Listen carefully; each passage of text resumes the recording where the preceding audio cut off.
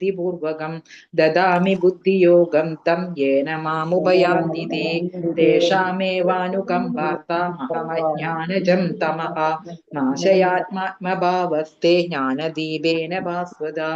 ഹരേ കൃഷ്ണ. ഹരേ കൃഷ്ണ. അഹം സർവസ്യ പ്രഭവോ മത്ത സർവം പ്രവർത്തത്തെ ഇതി ഭജന്തേ മാം ബുധാ ദേവ സമന്വിതാഃ മച്ഛിത്താ മച്ഛിത പ്രാണാ ബോധയന്ത പരസ്പരം കഥയന്തച്ഛ മാം നിത്യം തുഷ്യന്തി ച രമന്തി ച തേഷാം സർവയുക്താനാം ഭജതാം ഭൂമി ബുദ്ധിയോഗം തം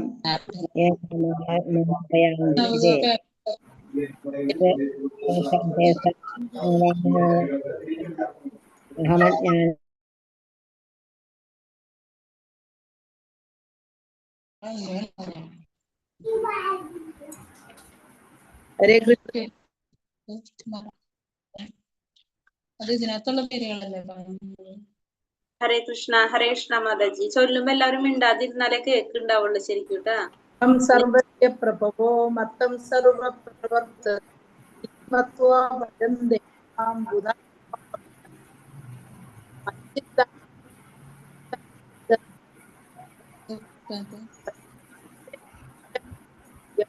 ഹരേ കൃഷ്ണ.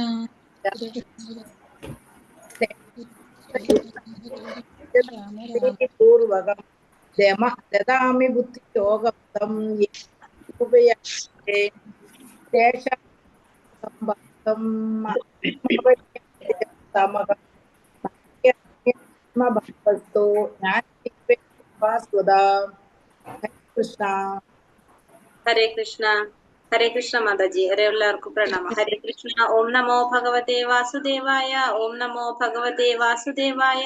ഓം നമോ ഭഗവതേ വാസുദേവായ. ഓം അജ്ഞാനതിമിരാന്ധസ്യ ജ്ഞാനാഞ്ജനാശലാകയ ചക്ഷുരുന്മീലിതം യേന തസ്മൈ ശ്രീഗുരവേ നമഃ. നമോ വിഷ്ണുപാദായ കൃഷ്ണപ്രേഷ്ഠായ ഭൂതലേ ശ്രീമതേ ഭക്തിവേദാന്ത സ്വാമിനിതി നാമിനേ.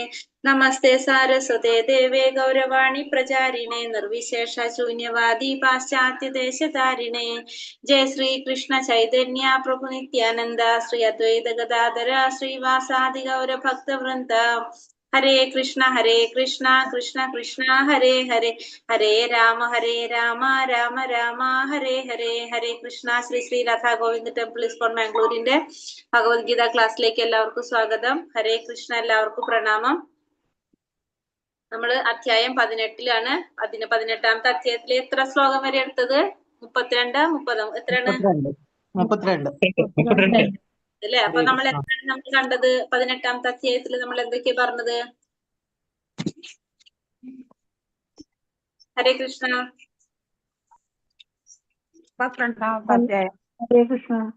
എന്താ നമ്മൾ ഇന്നലെ പഠിച്ചതാണ്? നമ്മള്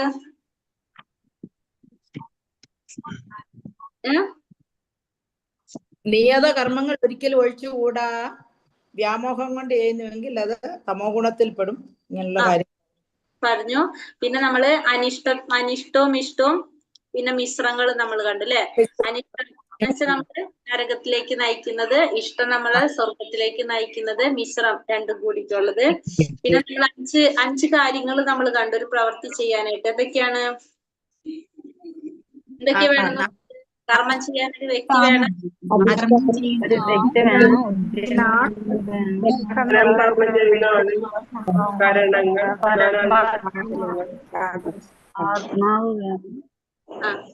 ആത്മാവ് വേണം, ജീവാത്മാവ് വേണം, പരമാത്മാവ് വേണം, ശരീരം വേണം, ഉദ്യമം, ഒരു ശരീരം വേണം, ഒരു ഉദ്യമം വേണം. പിന്നെ അതുപോലെ തന്നെ പിന്നെ ഇന്ദ്രിയം.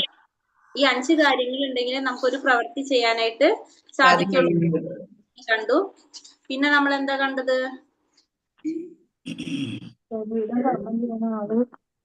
രാജസം താമസികം. തപസ്, ദാനം. യജ്ഞ, തപസ്, ദാനം. അത് നമ്മൾ ഗുണപ്രകാരത്തിലുള്ളതും സത്വഗുണത്തിലുള്ളതും പിന്നെ രജോ ഗുണത്തിലുള്ളതും എല്ലാം നമ്മൾ കണ്ടു. ഗുണത്തിലുള്ളതും നമ്മള് ഇന്നലെ നമ്മളത് കണ്ടു. അപ്പൊ ഇനി 32ാമത്തെ ശ്ലോകം വരെ എടുത്തു അല്ലെ? 32ാമത്തെ ശ്ലോകത്തില് സാത്വികജ്ഞാനം, രാജസികജ്ഞാനം, ബുദ്ധി തമോജ്ഞാനം, കർമ്മം. അധർമ്മത്തെ കർമ്മമായും ധർമ്മത്തെ അധർമ്മമായും കരുതി തെറ്റായ വാക്ക് പ്രവൃത്തി ബുദ്ധി ഇതൊക്കെ താമസമാകുന്നു. അതായത് തന്നിട്ടുണ്ടായിരുന്നു. 3 തരത്തിലുള്ള ബുദ്ധിയെ കുറിച്ചാണ് നമ്മൾ പറഞ്ഞത്. സാത്വികമായിട്ടുള്ള ബുദ്ധി, രാജസികമായിട്ടുള്ള ബുദ്ധി, താമസികമായിട്ടുള്ള ബുദ്ധി. അതാണ് നമ്മൾ ഇന്നലെ ലാസ്റ്റ് പറഞ്ഞു നിർത്തിയിട്ടുണ്ടായിരുന്നത് അല്ലേ? ഒരു ഹോംവർക്കും കൂടെ തന്നിട്ടുണ്ടായിരുന്നു. അതുണ്ടായിരുന്നു. ഹോംവർക്ക് ഉണ്ടായിരുന്നു. ഭഗവാന്റെ പേരുകൾ അല്ലെ? നമ്മൾ ഈ ഭഗവത്ഗീതയില് നമ്മൾ ഭഗവാന്റെ ഏതൊക്കെ നാമങ്ങളാണ് പഠിച്ചതെന്ന് ഏതൊക്കെയാണ് പറഞ്ഞ ഒരാൾ വായിക്കാവോ? അച്യുതൻ, ഋഷികേശൻ, കൃഷ്ണ, മാധവൻ, മധുസൂദനൻ, ഗോവിന്ദൻ, കേശവൻ, ജനാർദ്ദനൻ, പുരുഷോത്തമൻ,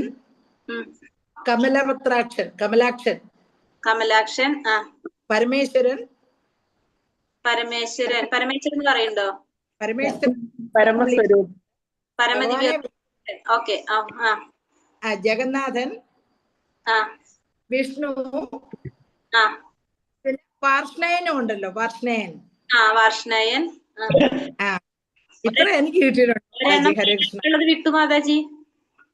യോഗേശ്വരൻ, ഗുഡാകേശൻ, കൃഷികേശൻ, ദേവകി നന്ദനൻ, യശോദാനന്ദനൻ,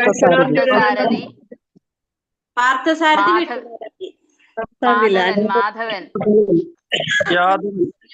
മാധവൻ പറഞ്ഞു. പാർത്ഥസാരഥി പറഞ്ഞിട്ടുണ്ടായിരുന്നില്ല മാതാജി. ഇതില് മെയിൻ ആയിട്ട് ഒരെണ്ണം യോഗേശ്വരൻ ഉണ്ട്, പാർത്ഥസാരഥി ഉണ്ടായിരുന്നു അല്ലെ? പാർത്ഥസാരഥി മാതാജി ഹരേ കൃഷ്ണ.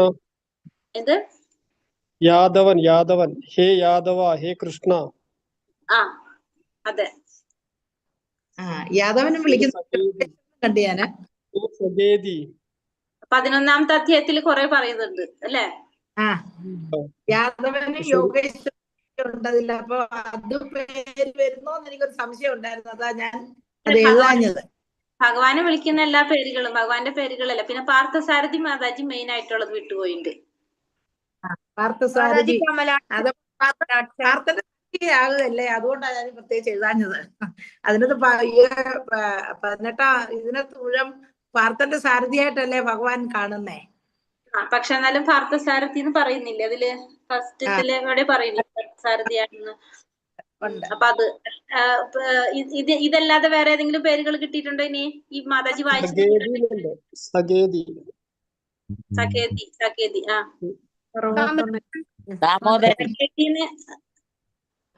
ദാമോദരൻ എന്ന് പറയുന്നുണ്ടോ? എനിക്ക് കിട്ടിയിട്ടുണ്ട് ദാമോദരൻ. ഏതിലാ? 9ാം അധ്യായത്തിലാവണം. 9, 8.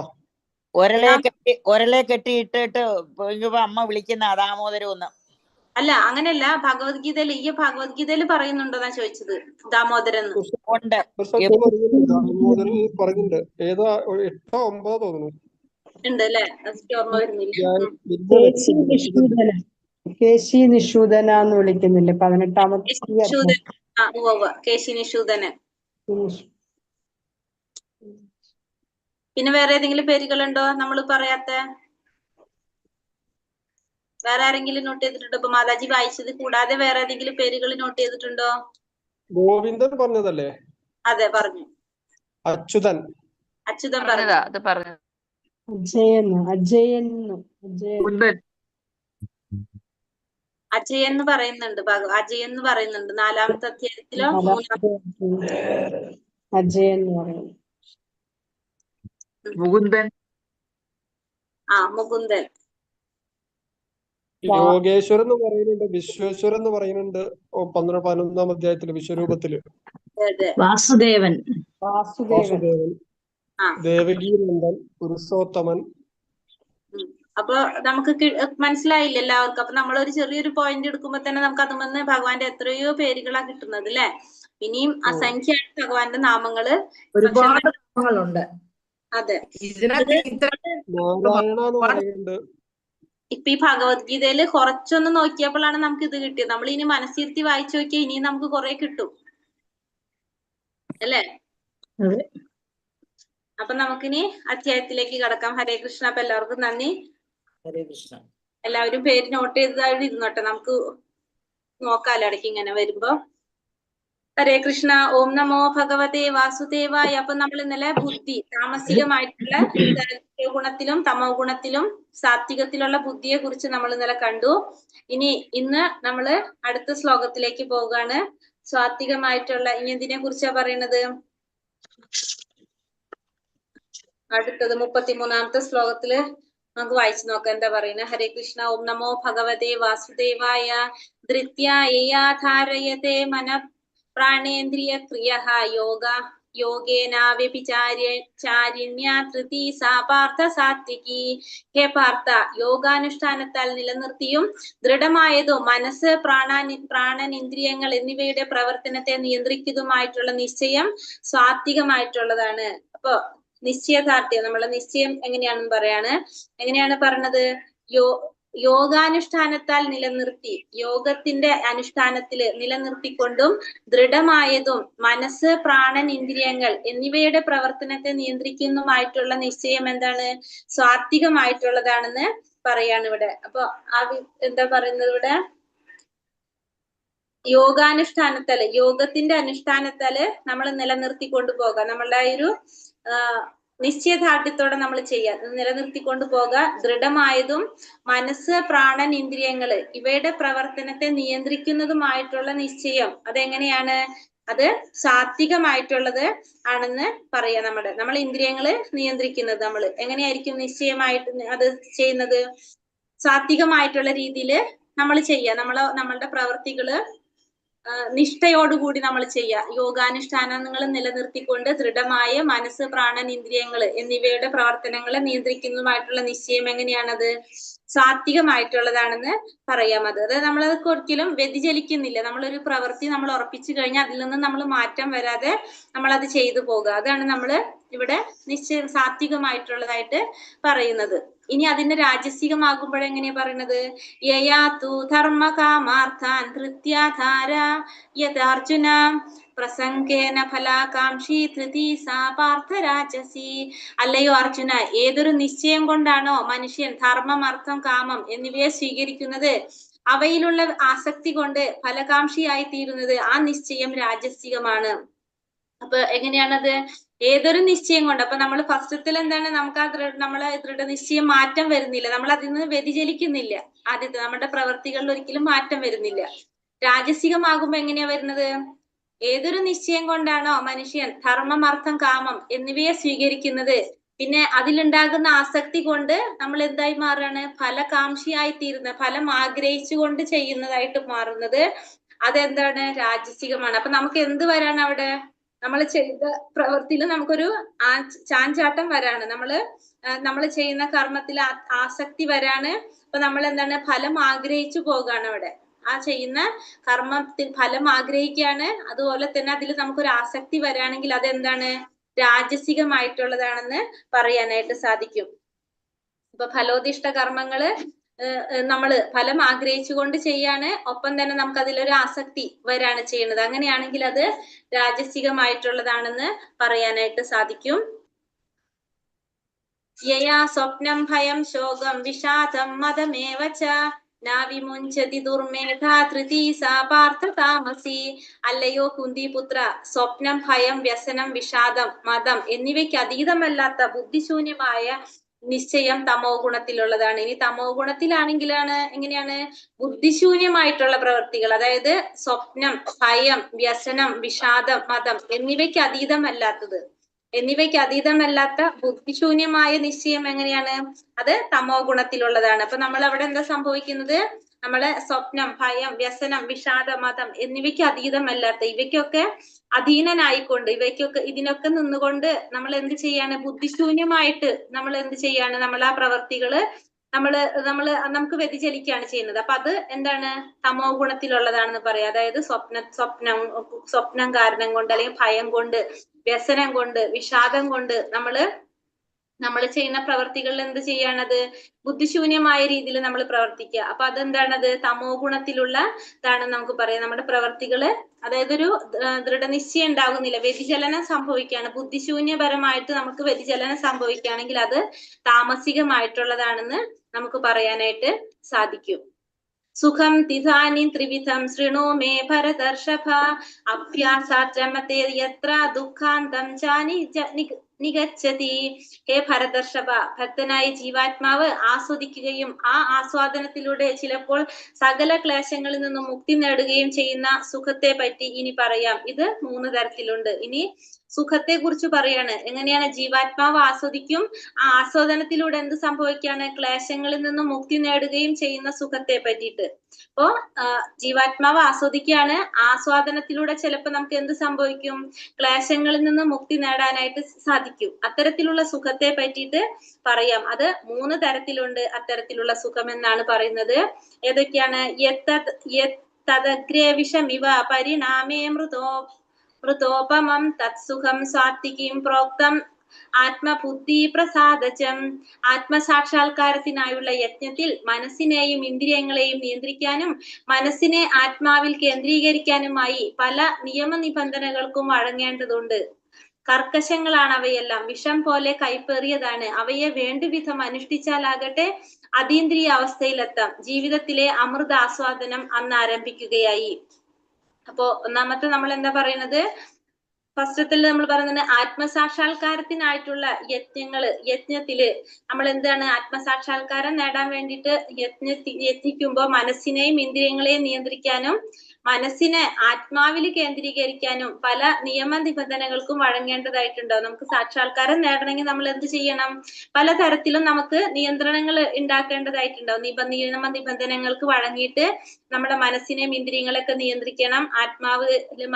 മനസ്സിനെ ആത്മാവിൽ കേന്ദ്രീകരിക്കണം. എന്തിനു വേണ്ടിയിട്ട്? സാക്ഷാത്കാരം നേടാൻ വേണ്ടിയിട്ട്.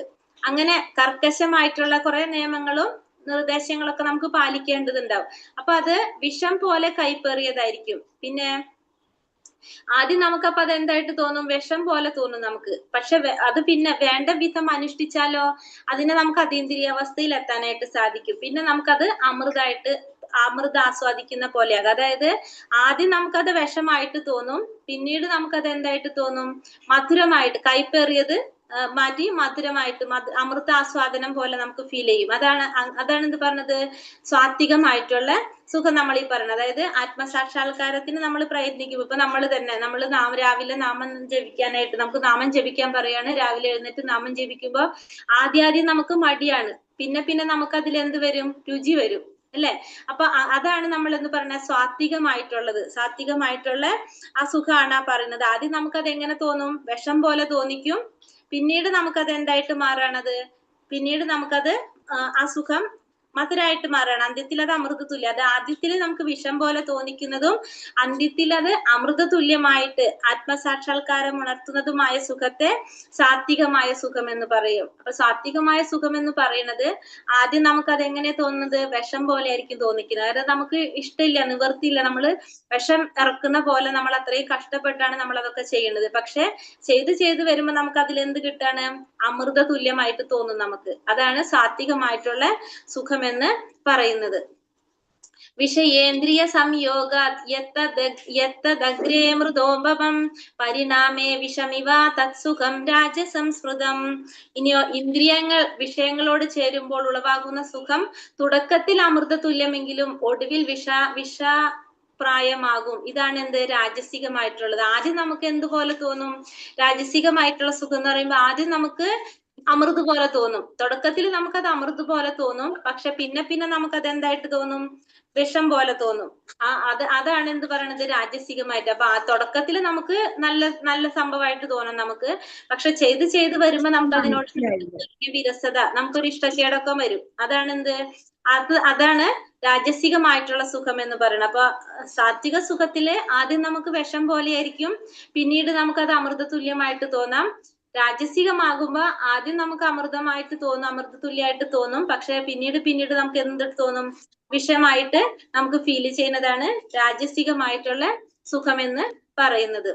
യദഗ്രേചാനുബന്ധേച്ച സുഖം മോഹാനമാത്മനഃ നിത്രാലസ്യ പ്രമാദോത്തം തത്താമാസമുദാഹൃതം. ആത്മദർശനത്തെ സംബന്ധിച്ചിടത്തോളം അന്ധവും ആദ്യം മുതൽ അവസാനം വരെ വ്യാമോഹഭരിതവും നിദ്രം, ആലസ്യം, പ്രമാദം എന്നിവയിൽ നിന്നുണ്ടാകുന്നതുമായ സുഖമാണ് താമസം. മൂന്നാമത്തത് താമസികമായ സുഖം എന്ന് പറയുന്നത് ആത്മദർശനത്തെ സംബന്ധിച്ചിടത്തോളം എങ്ങനെയാണ്? അന്ധമായിട്ടുള്ളതാണ്.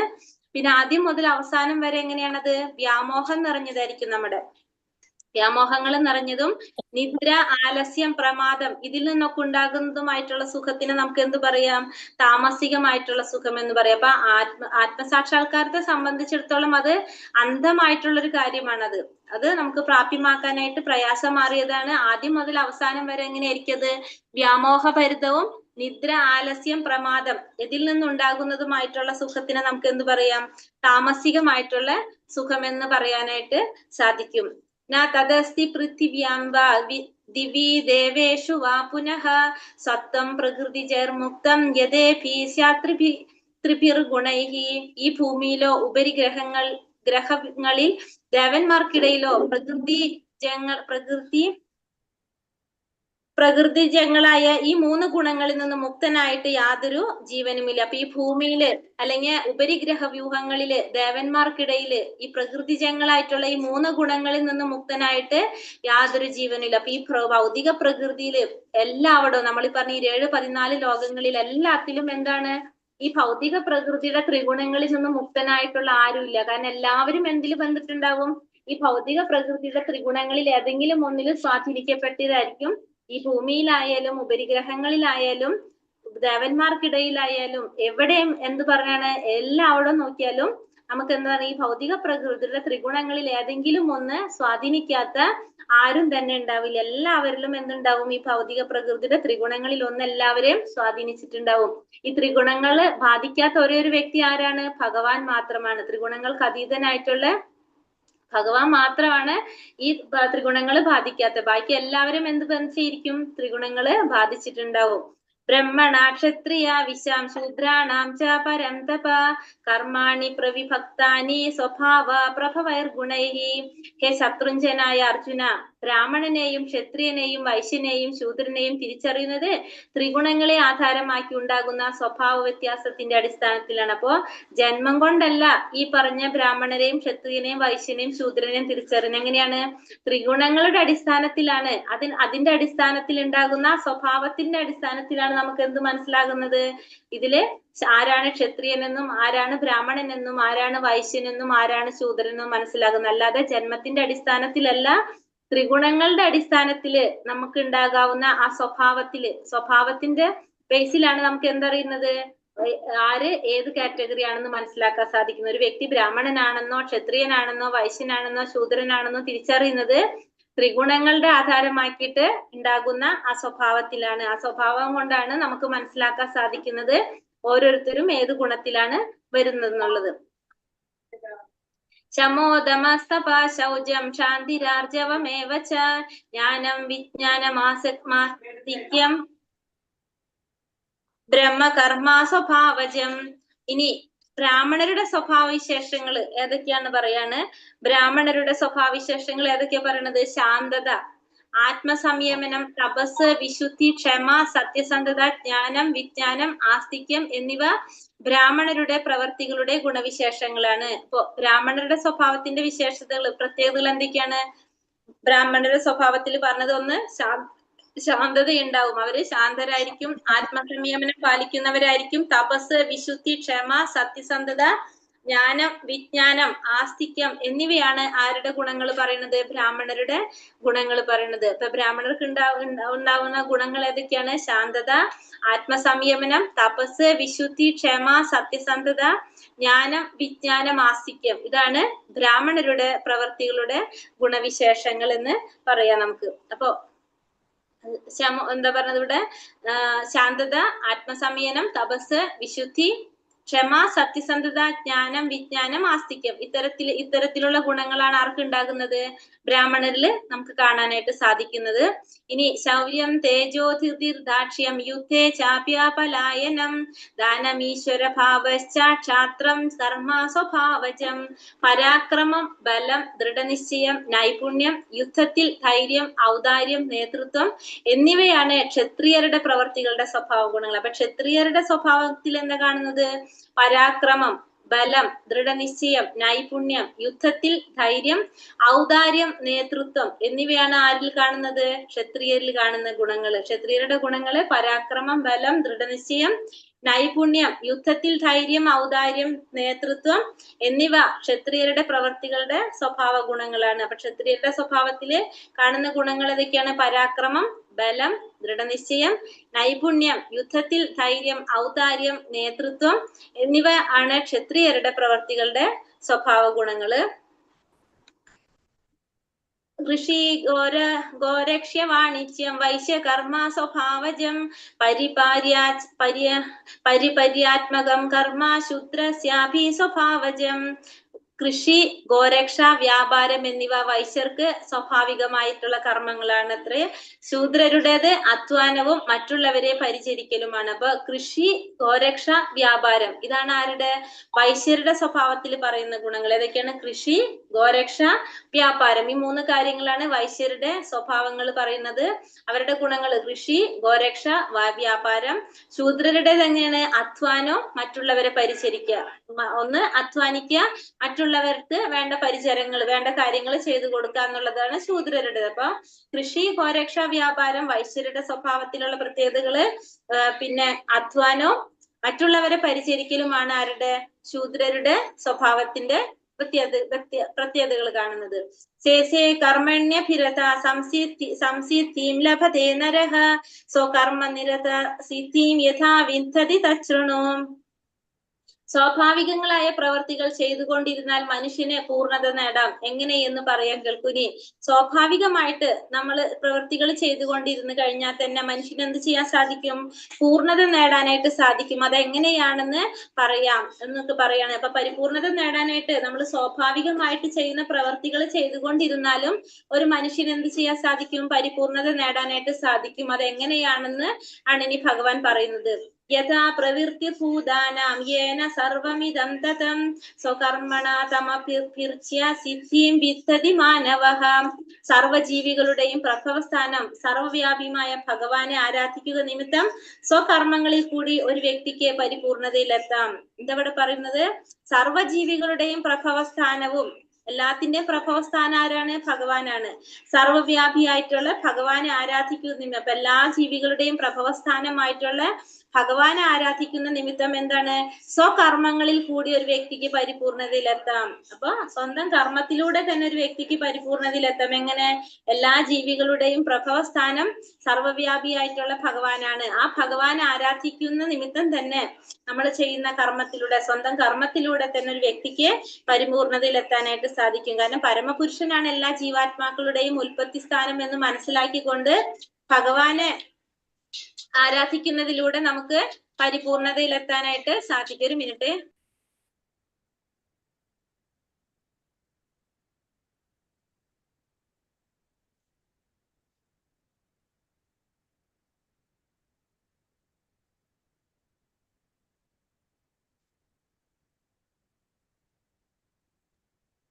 ഹരേ കൃഷ്ണ. സർവജീവികളുടെയും പ്രഭവസ്ഥാനവും സർവവ്യാപിയുമായ ഭഗവാനെ ആരാധിക്കുക നിമിത്തം സ്വകർമ്മങ്ങളിൽ കൂടി ഒരു വ്യക്തിക്ക് പരിപൂർണതയിലെത്താനായിട്ട് സാധിക്കും. അപ്പൊ എല്ലാത്തിന്റെയും പരമപുരുഷനാണ് എല്ലാ ജീവികളുടെയും ജീവജാലങ്ങളുടെയും ഉൽപ്പത്തി സ്ഥാനം എന്ന് മനസ്സിലാക്കി കഴിഞ്ഞാല് ആ ഭഗവാനെ ആരാധിക്കുന്നത് വഴി നമുക്ക് എന്ത് ചെയ്യാൻ സാധിക്കും? സ്വന്തം കർമ്മങ്ങളിലൂടെ പരിപൂർണതയിലെത്താനായിട്ട് സാധിക്കും. ശ്രേയാൻ സ്വകർമ്മ വിഗുണ പരധർമാസ്വ നിഷ്ഠിതാത് സ്വഭാവ നിയതം കർമ്മ കുർവൻ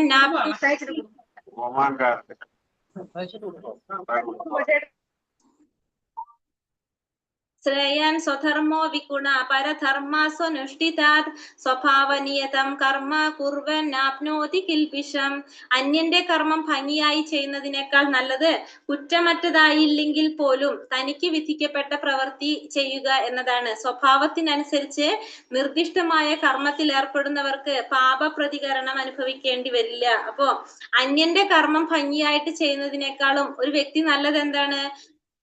കുറ്റമറ്റതായില്ലെങ്കിൽ പോലും അന്യന്റെ കർമ്മങ്ങള് തനിക്ക് വിധിക്കപ്പെട്ട പ്രവൃത്തി ചെയ്യുക എന്നുള്ളതാണ്. സ്വഭാവത്തിനനുസരിച്ച് നിർദ്ദിഷ്ട കർമ്മത്തിൽ ഏർപ്പെടുന്നവർക്ക് പാപപ്രതികരണം അനുഭവിക്കേണ്ടി വരുന്നില്ല. അപ്പൊ നമ്മള് അന്യന്റെ കർമ്മം ഭംഗിയായിട്ട് ചെയ്യുക, അതിനേക്കാളും നല്ലത് എന്താണ്? കുറ്റമറ്റതായില്ലെങ്കിൽ പോലും, കുറ്റമില്ലാതെ ചിലപ്പോ ചെയ്യുന്ന കർമ്മങ്ങളിൽ കുറ്റം ഉണ്ടാകാം, എന്നാലും തനിക്ക് വിധിക്കപ്പെട്ട കർമ്മം ചെയ്യുക എന്നുള്ളതാണ്. ഇപ്പൊ ഇവിടെ നമ്മൾ പറഞ്ഞുകൊണ്ടിരിക്കുന്നത് എന്തിനെ കുറിച്ചാണ്? നമ്മൾ നാല് തരത്തിലുള്ളത് അല്ലെ? അത് ക്ഷത്രിയരും എന്താണ് ബ്രാഹ്മണരും ക്ഷത്രിയരും വൈശ്യരും ശൂദ്രരെ കുറിച്ചൊക്കെയാണ് നമ്മളിവിടെ പറയുന്നത്. അപ്പൊ ഇതിൽ നമ്മൾ പറയുമ്പോ ഇപ്പൊ നമുക്കിപ്പോ മനസ്സിലായി ഓരോരുത്തരുടെ കർമ്മങ്ങൾ എന്താണെന്നുള്ളത്. ഇപ്പൊ ക്ഷത്രിയൻ എന്താ ചെയ്യേണ്ടത്, വൈശ്യർ എന്താ ചെയ്യേണ്ടത്, ശൂദ്രർ എന്താ ചെയ്യണമെന്ന് നമ്മൾ പറഞ്ഞു അല്ലെ? ഇപ്പൊ ക്ഷത്രിയന്റെ ധർമ്മം എന്താണ്? ക്ഷത്രിയന്റെ ധർമ്മം യുദ്ധം ചെയ്യുക എന്നുള്ളതാണ് ക്ഷത്രിയന്റെ ധർമ്മം. ആ ക്ഷത്രിയന്റെ ധർമ്മം ക്ഷത്രിയൻ ചെയ്യാതെ ബ്രാഹ്മണന്റെ കർമ്മം കുറ്റമില്ലാണ്ട് ചെയ്യുന്നതിനേക്കാളും നല്ലത് എന്താണ്? ആ ക്ഷത്രിയൻ ചെയ്യേണ്ട ജോലി കുറ്റത്തോടെ ചെയ്യാണെന്ന്. അതായത് ഓരോരുത്തർക്കും പറഞ്ഞിരിക്കുന്ന ആ സ്വഭാവങ്ങളാണ് ഓരോരുത്തരും ചെയ്യേണ്ടത്, ഓരോരുത്തർക്കും പറഞ്ഞിട്ടുള്ള കർമ്മങ്ങളാണ് അവരവർ ചെയ്യേണ്ടത്, മറ്റുള്ളവരുടെ കർമ്മങ്ങളല്ല എന്നാണ് ഇവിടെ പറയുന്നത്. ഒരു അന്യന്റെ കർമ്മം ഭംഗിയായിട്ട് ചെയ്യുന്നതിനേക്കാളും നല്ലത് നമ്മൾ എന്ത് ചെയ്യാ?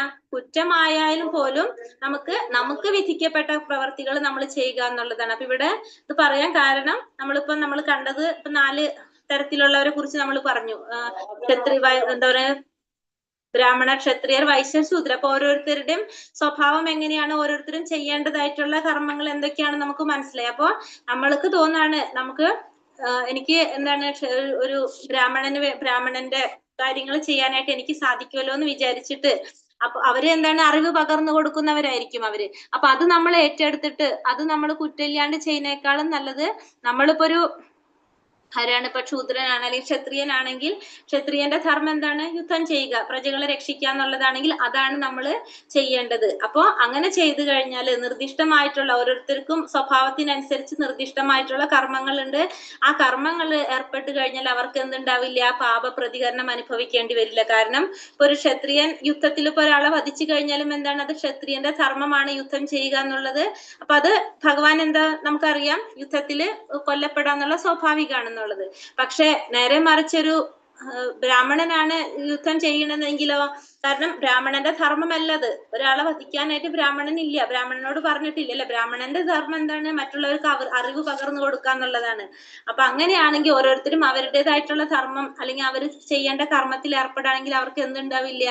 പാപപ്രതികരണങ്ങള് അനുഭവിക്കേണ്ടതായിട്ട് വരുന്നില്ല. സഹജം കർമ്മ കൗന്ദേയ സദോഷാമപി നത്യജേത് സർവാരംഭഹി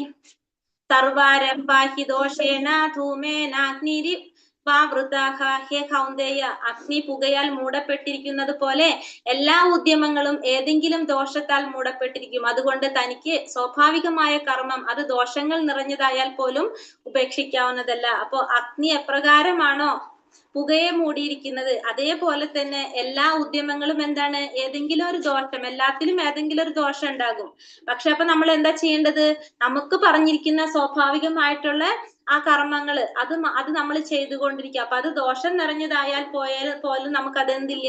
അത് ഉപേക്ഷിക്കാവുന്നതല്ല. അപ്പോ നമ്മൾ പറഞ്ഞ അഗ്നി മൂടിപ്പെട്ടിരിക്കുന്നത് പോലെ, അഗ്നി പുകയാൽ മൂടപ്പെട്ടിരിക്കുന്നത് പോലെ എല്ലാ ഉദ്യമങ്ങളിലും എന്തുണ്ടാകും? ദോഷങ്ങളും നിറഞ്ഞതായിരിക്കും ഉണ്ടാകുന്നത്.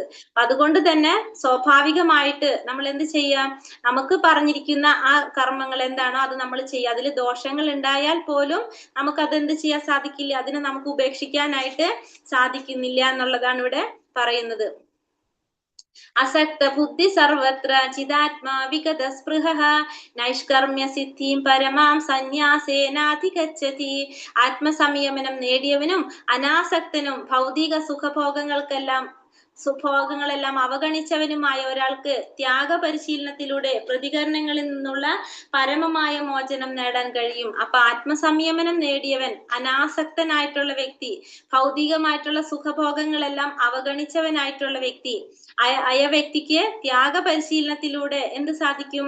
പ്രതികരണങ്ങളിൽ നിന്നുള്ള പരമമായ മോചനം നേടാനായിട്ട് സാധിക്കും. അപ്പൊ സംയമനം നേടിയ വ്യക്തിക്ക് ആസക്തനല്ലാത്ത, ഒരു ഭൗതികമായ യാതൊരു കാര്യത്തിലും ആസക്തനല്ലാത്ത, അനാസക്തനായ വ്യക്തിക്ക്, ഭൗതികമായിട്ടുള്ള സുഖഭോഗങ്ങളെല്ലാം അവഗണിച്ചിട്ടുള്ള വ്യക്തിക്ക് എങ്ങനെയാണ് ത്യാഗ പരിശീലനത്തിലൂടെ എന്ത് ചെയ്യാൻ സാധിക്കും? പ്രതികരണങ്ങളിൽ നിന്ന് പരമമായ മോചനം നേടാനായിട്ട് സാധിക്കും. അപ്പൊ എല്ലാത്തിൽ നിന്നും മോചനം നേടാനായിട്ട് സാധിക്കും. എങ്ങനെയുള്ള വ്യക്തിക്കാണ്? ആത്മസംയമനം നേടിയ വ്യക്തിക്ക്, അനാസക്തനായ വ്യക്തിക്ക്, ഭൗതികമായിട്ടുള്ള സുഖഭോഗങ്ങളെല്ലാം അവഗണിച്ചവനായിട്ടുള്ള വ്യക്തിക്ക് എന്ത് ചെയ്യാൻ സാധിക്കും? പരിശീലനത്തിലൂടെ പ്രതികരണങ്ങളിൽ നിന്ന് പരമമായ മോചനം നേടാനായിട്ട് ആ വ്യക്തിക്ക് സാധിക്കും. സിദ്ധിം പ്രാപ്തോ യഥാ ബ്രഹ്മ തഥാപ്നോതി നിബോധ മേ സമാസേനൈവ കൗന്ദേയ നിഷ്ഠാജ്ഞാനസ്യ പരഃ. ഹേ കുന്തിപുത്ര, ഈ നിലയിലെത്തിയവന് ആധ്യാത്മിക ജ്ഞാനത്തിന്റെ ആത്യന്തികോന്നതിയായ ബ്രഹ്മപദം പ്രാപിക്കാൻ ഉതകുന്ന പദ്ധതിയെ പറ്റി ഇനി സംക്ഷിപ്തമായി പറയാം. എന്നിൽ നിന്ന് അതറിയുക. അപ്പോ ഈ ഒരു ലെവലിൽ എത്തിക്കഴിഞ്ഞാല്, ഏത് ലെവലിൽ എത്തിക്കഴിഞ്ഞാലാണ്? ഇപ്പൊ നമ്മൾ പറഞ്ഞു, ആത്മസംയമനം നേടിക്കഴിഞ്ഞാല്, ആസക്തി ഇല്ലാതായ, ഭൗതികമായ വസ്തുക്കളിലുള്ള ആസക്തി ഇല്ലാതായി കഴിഞ്ഞാൽ, ഭൗതികമായിട്ടുള്ള സുഖഭോഗങ്ങളെല്ലാം അവഗണിച്ച് ആ ഒരു ലെവലില് അങ്ങനെ പരമമായ മോചനം നേടാൻ കഴിയുന്ന ഒരു വ്യക്തി, ആ ഒരു അവസ്ഥയിൽ എത്തിക്കഴിഞ്ഞാൽ ആ വ്യക്തിക്ക് എന്താണ്? ബ്രഹ്മപദം പോകാനായിട്ട് സാധിക്കും. നമ്മള് പറഞ്ഞില്ലേ, ബ്രഹ്മപദം പോകാനായിട്ട് അതായത് ഭൗതികതയിൽ നമുക്ക് ആത്മീയതയിലേക്ക് മാറാനായിട്ട് സാധിക്കും. ആധ്യാത്മികമായിട്ടുള്ള അജ്ഞാനത്തിന്റെ ഉന്നതിയിലേക്ക് നമുക്ക് എത്താനായിട്ട് സാധിക്കും. അതിന് വേണ്ട കാര്യങ്ങളെ കുറിച്ച് സംക്ഷിപ്തമായിട്ട് ഇനി പറഞ്ഞു തരാമെന്നാണ് ഇവിടെ പറയുന്നത്.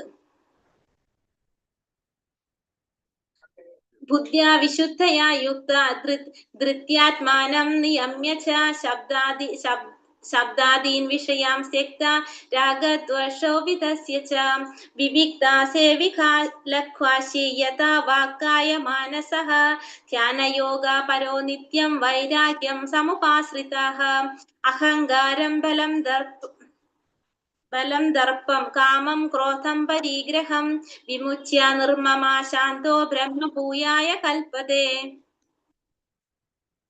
തന്റെ ബുദ്ധിയാൽ ശുദ്ധീകരിക്കപ്പെട്ട് സ്ഥിരനിശ്ചയനായി മനസ്സിനെ നിയന്ത്രിച്ചും ഭോഗ വിഷയങ്ങളെ ത്യജിച്ചും രാഗദ്വേഷങ്ങൾ തീണ്ടാതെയും വിജന സ്ഥലത്ത് താമസിച്ച് ഭക്ഷണം നന്നേ ചുരുക്കി ശരീരം, മനസ്സ്, വാക്ക് ഇവയെ കീഴടക്കി ധ്യാനയോഗം അനുഷ്ഠിക്കുന്നയാൾ വിരക്തനായും മിഥ്യാഹങ്കാരം, ബലത്തെക്കുറിച്ചുള്ള മതം, മിഥ്യാഭിമാനം, കാമം, ക്രോധം, ഭൗതിക ദ്രവ്യങ്ങളിലെ ആഗ്രഹം എന്നീ ദോഷങ്ങൾ ഒഴിഞ്ഞും തെറ്റായ അതീശത്വ ബോധമില്ലാതെയും ശാന്തനായി തീർന്നിട്ട് നിശ്ചയമായും ആത്മസാക്ഷാത്കാരം നേടിയെടുക്കുന്നു. അപ്പൊ എങ്ങനെയുള്ള വ്യക്തിക്ക് ആത്മസാക്ഷാത്കാരം നേടിയെടുക്കാൻ സാധിക്കാണ്?